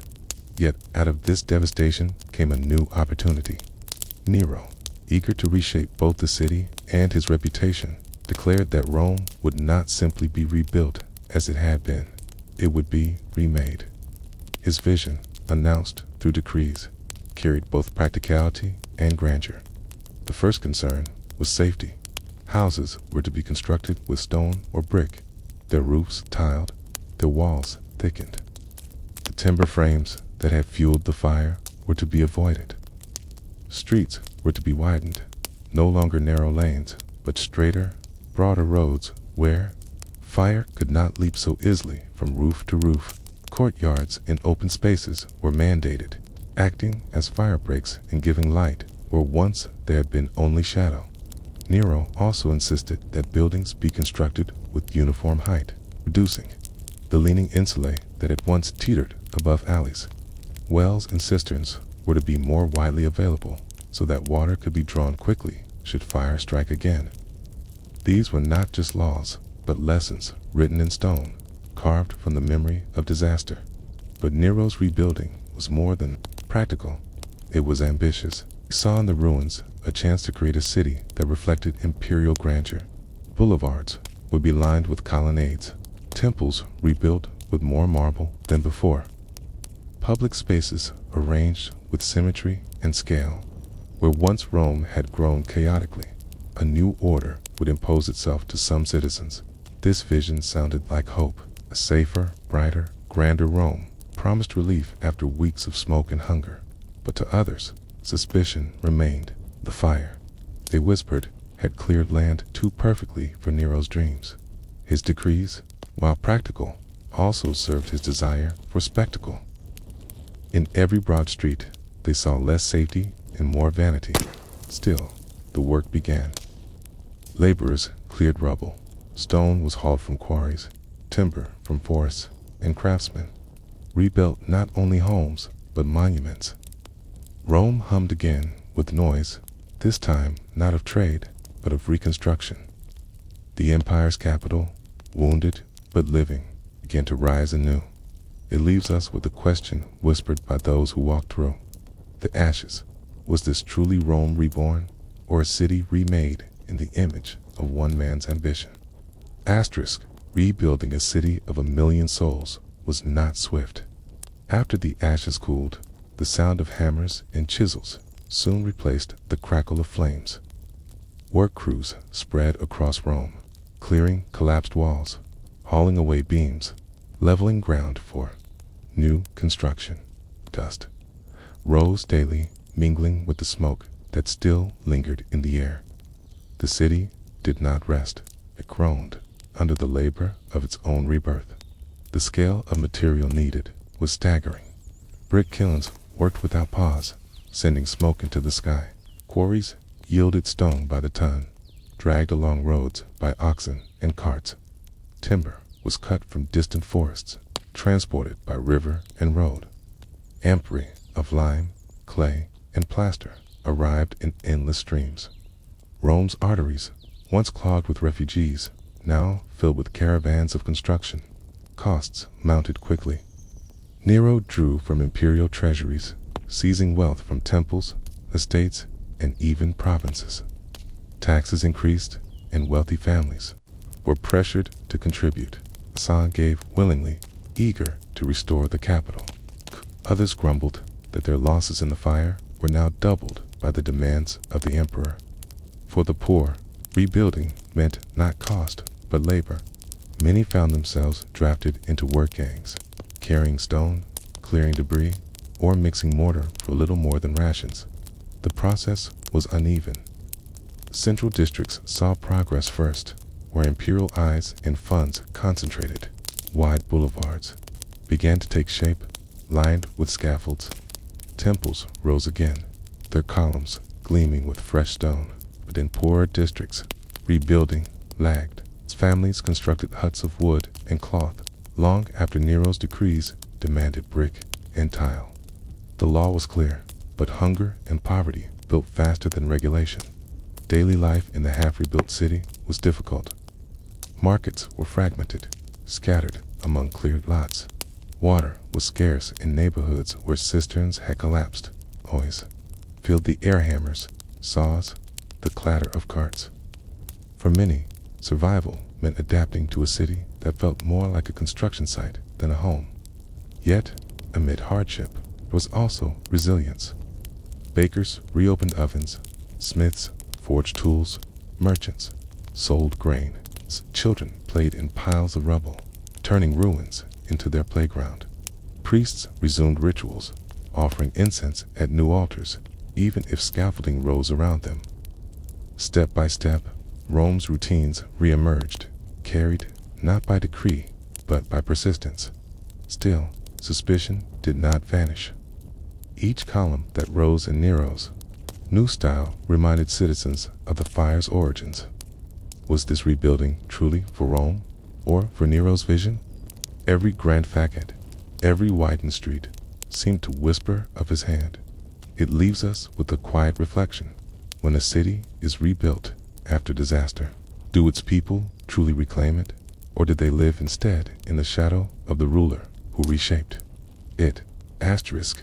As years passed after the Great Fire, Rome rose again. But it was not the same city that had burned. The old maze of alleys, the leaning insulae, stalls pressed too tightly together, all had been replaced by a city designed with both order and spectacle in mind. The new streets were wider, cut straighter through neighborhoods. Sunlight reached where shadows had once ruled. Fire breaks created open spaces, squares where people could gather and flames could not leap unchecked. Roofs gleamed with tiles, their red slopes rising in uniform lines. Brick and stone dominated, their weight and permanence a constant reminder of lessons learned.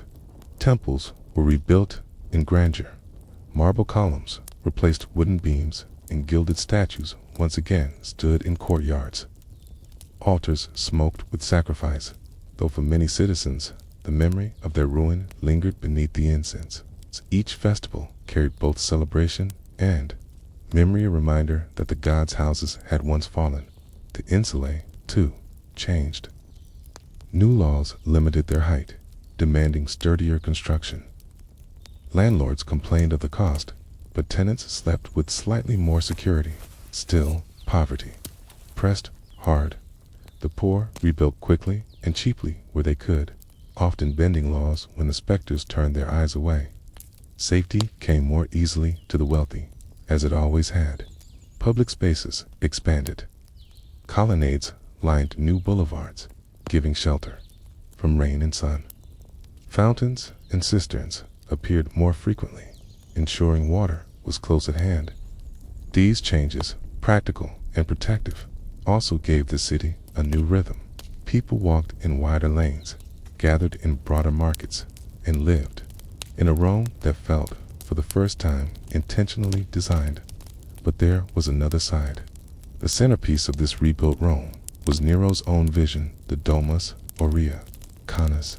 Its sprawling gardens and shimmering halls overshadowed the reconstruction of ordinary districts. For many Romans, the sight of Nero's palace, rising on land cleared by fire, confirmed their suspicions. The city had burned not for safety, but for his glory. Daily life resumed. Yes, markets reopened. Processions returned. Children studied. Priests sacrificed. Yet, beneath the routines, lay memory. Rome's people remembered smoke filling their throats, refugees crowded in fields, and temples crumbling to ash. The new Rome, with its wide boulevards and tiled roofs, was not free from that memory. It carried it like a scar, hidden beneath fresh stone. In time, visitors would admire the order of the rebuilt city. They would see boulevards, temples, fountains, and think of progress. But for those who had lived through the fire, the new Rome was always double-sided, safer, grander, but born of ruin.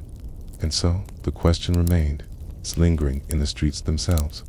Did the rebuilding save Rome from future fire? Or did it forever remind its citizens of the fragility that lay beneath their marble and stone? Asterisk. When the last embers cooled and scaffolds rose for rebuilding, Rome faced not only ruins, but expenses.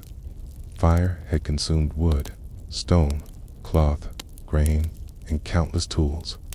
To rebuild required more than labor, it required coin, and coin had to come from somewhere. The immediate cost was hunger. Warehouses along the Tiber had burned, destroying stores of grain. Markets that once overflowed with goods were empty or scattered. Merchants who had lost shops could not sell.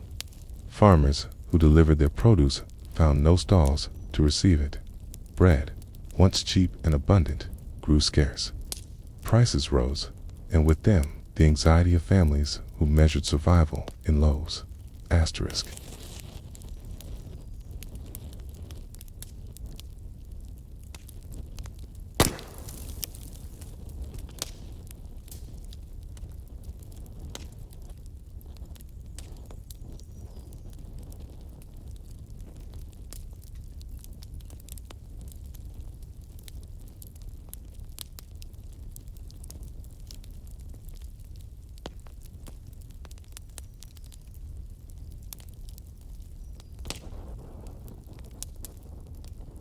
Craftsmen suffered next. A potter who lost his skill could not work. A weaver whose loom burned could not earn. His tools were not easily replaced. Iron had to be forged, wood carved, stone quarried. For those without patrons or savings, the fire was not just destruction, but the end of livelihood. The state bore heavy costs, too. Nero decreed that rebuilding would follow stricter, safer, standard stone, brick, tiled roofs, open courtyards. But these materials were expensive. Imperial coffers emptied into contracts for stone cutters, brick makers, and masons. To fund it, new taxes fell on provinces, and wealthy families were pressed to contribute. Resentment spread quietly, for the fire's reach now extended across the empire, into places that had never seen its smoke. And still, there were hidden costs, harder to measure. Families displaced to the outskirts lost more than homes. They lost proximity to their trades, their temples, their neighbors. Communities that once supported each other in narrow alleys were scattered. Daily routines, built on familiar paths and known faces, were broken. Slaves and freedmen bore the burden, too. Many had lost masters or patrons in the fire, without ties. Their survival became precarious. Some were forced into labor gangs for rebuilding, their strength exchanged for food. Others slipped into poverty, unseen in the statistics of empire, yet bearing the weight of loss in silence. Even religion carried a cost. The destruction of temples meant offerings that once supported priests and attendants vanished. Rituals had to be restored, shrines rebuilt, statues recast. Faith was not free. It required marble, bronze, incense, and sacrifice. The fire had consumed not only God's houses, but the economy that sustained them. In every corner of Rome, the fire's price was felt in the empty bowl, in the missing tool, in the higher tax, in the longer walk to market. It was not only flames that destroyed the city, but the slow erosion of security that followed. And so, a quiet question rose among the citizens. Did Rome truly survive the fire, or did it begin paying debts to it for generations to come? Asterisk. The flames had been merciless, but the bills that followed were slower, heavier, and harder to escape. To rebuild Rome was not only an act of labor, but of extraction, and the cost rippled far beyond the city's ruins. Merchants were among the first to feel it. Those who had lost warehouses faced ruin. Their goods turned to ash. Insurance, as modern minds know it, did not exist. A man who lost amphorae of olive oil or bolts of imported linen had no protection. His wealth, built over years of trade, vanished in hours. Some tried to recover by raising prices, selling what little remained at higher cost. Others borrowed heavily, sinking into debt that tied them to lenders for the rest of their lives. Landowners within the city bore their own burden. Nero's decrees demanded new standards: brick walls, tiled roofs, wider spacing. These were costly materials beyond the reach of the poor, but also burdensome for the middling landlord. Many sold their plots to wealthier families or imperial agents, unable to meet the cost of rebuilding. In this way, land shifted upward, concentrating in fewer hands. The fire did not only burn buildings, it reshaped ownership itself. The empires, provinces were not spared. To fund the rebuilding, Nero drew on provincial revenues. Governors were instructed to send more grain, more taxes, more laborers. In North Africa, Sicily, and Egypt, shipments of grain left the harbors, their loads, meant to feed Rome's refugees. In Gaul, Spain, and Asia Minor, coin flowed steadily toward the imperial treasury. The fire's shadow reached across seas, touching farmers who had never walked Rome's streets. Even temples and priesthoods felt the pressure. Funds that once supported rituals were redirected to stone and mortar. Wealthy patrons who had offered gifts to sanctuaries were now asked to finance construction instead.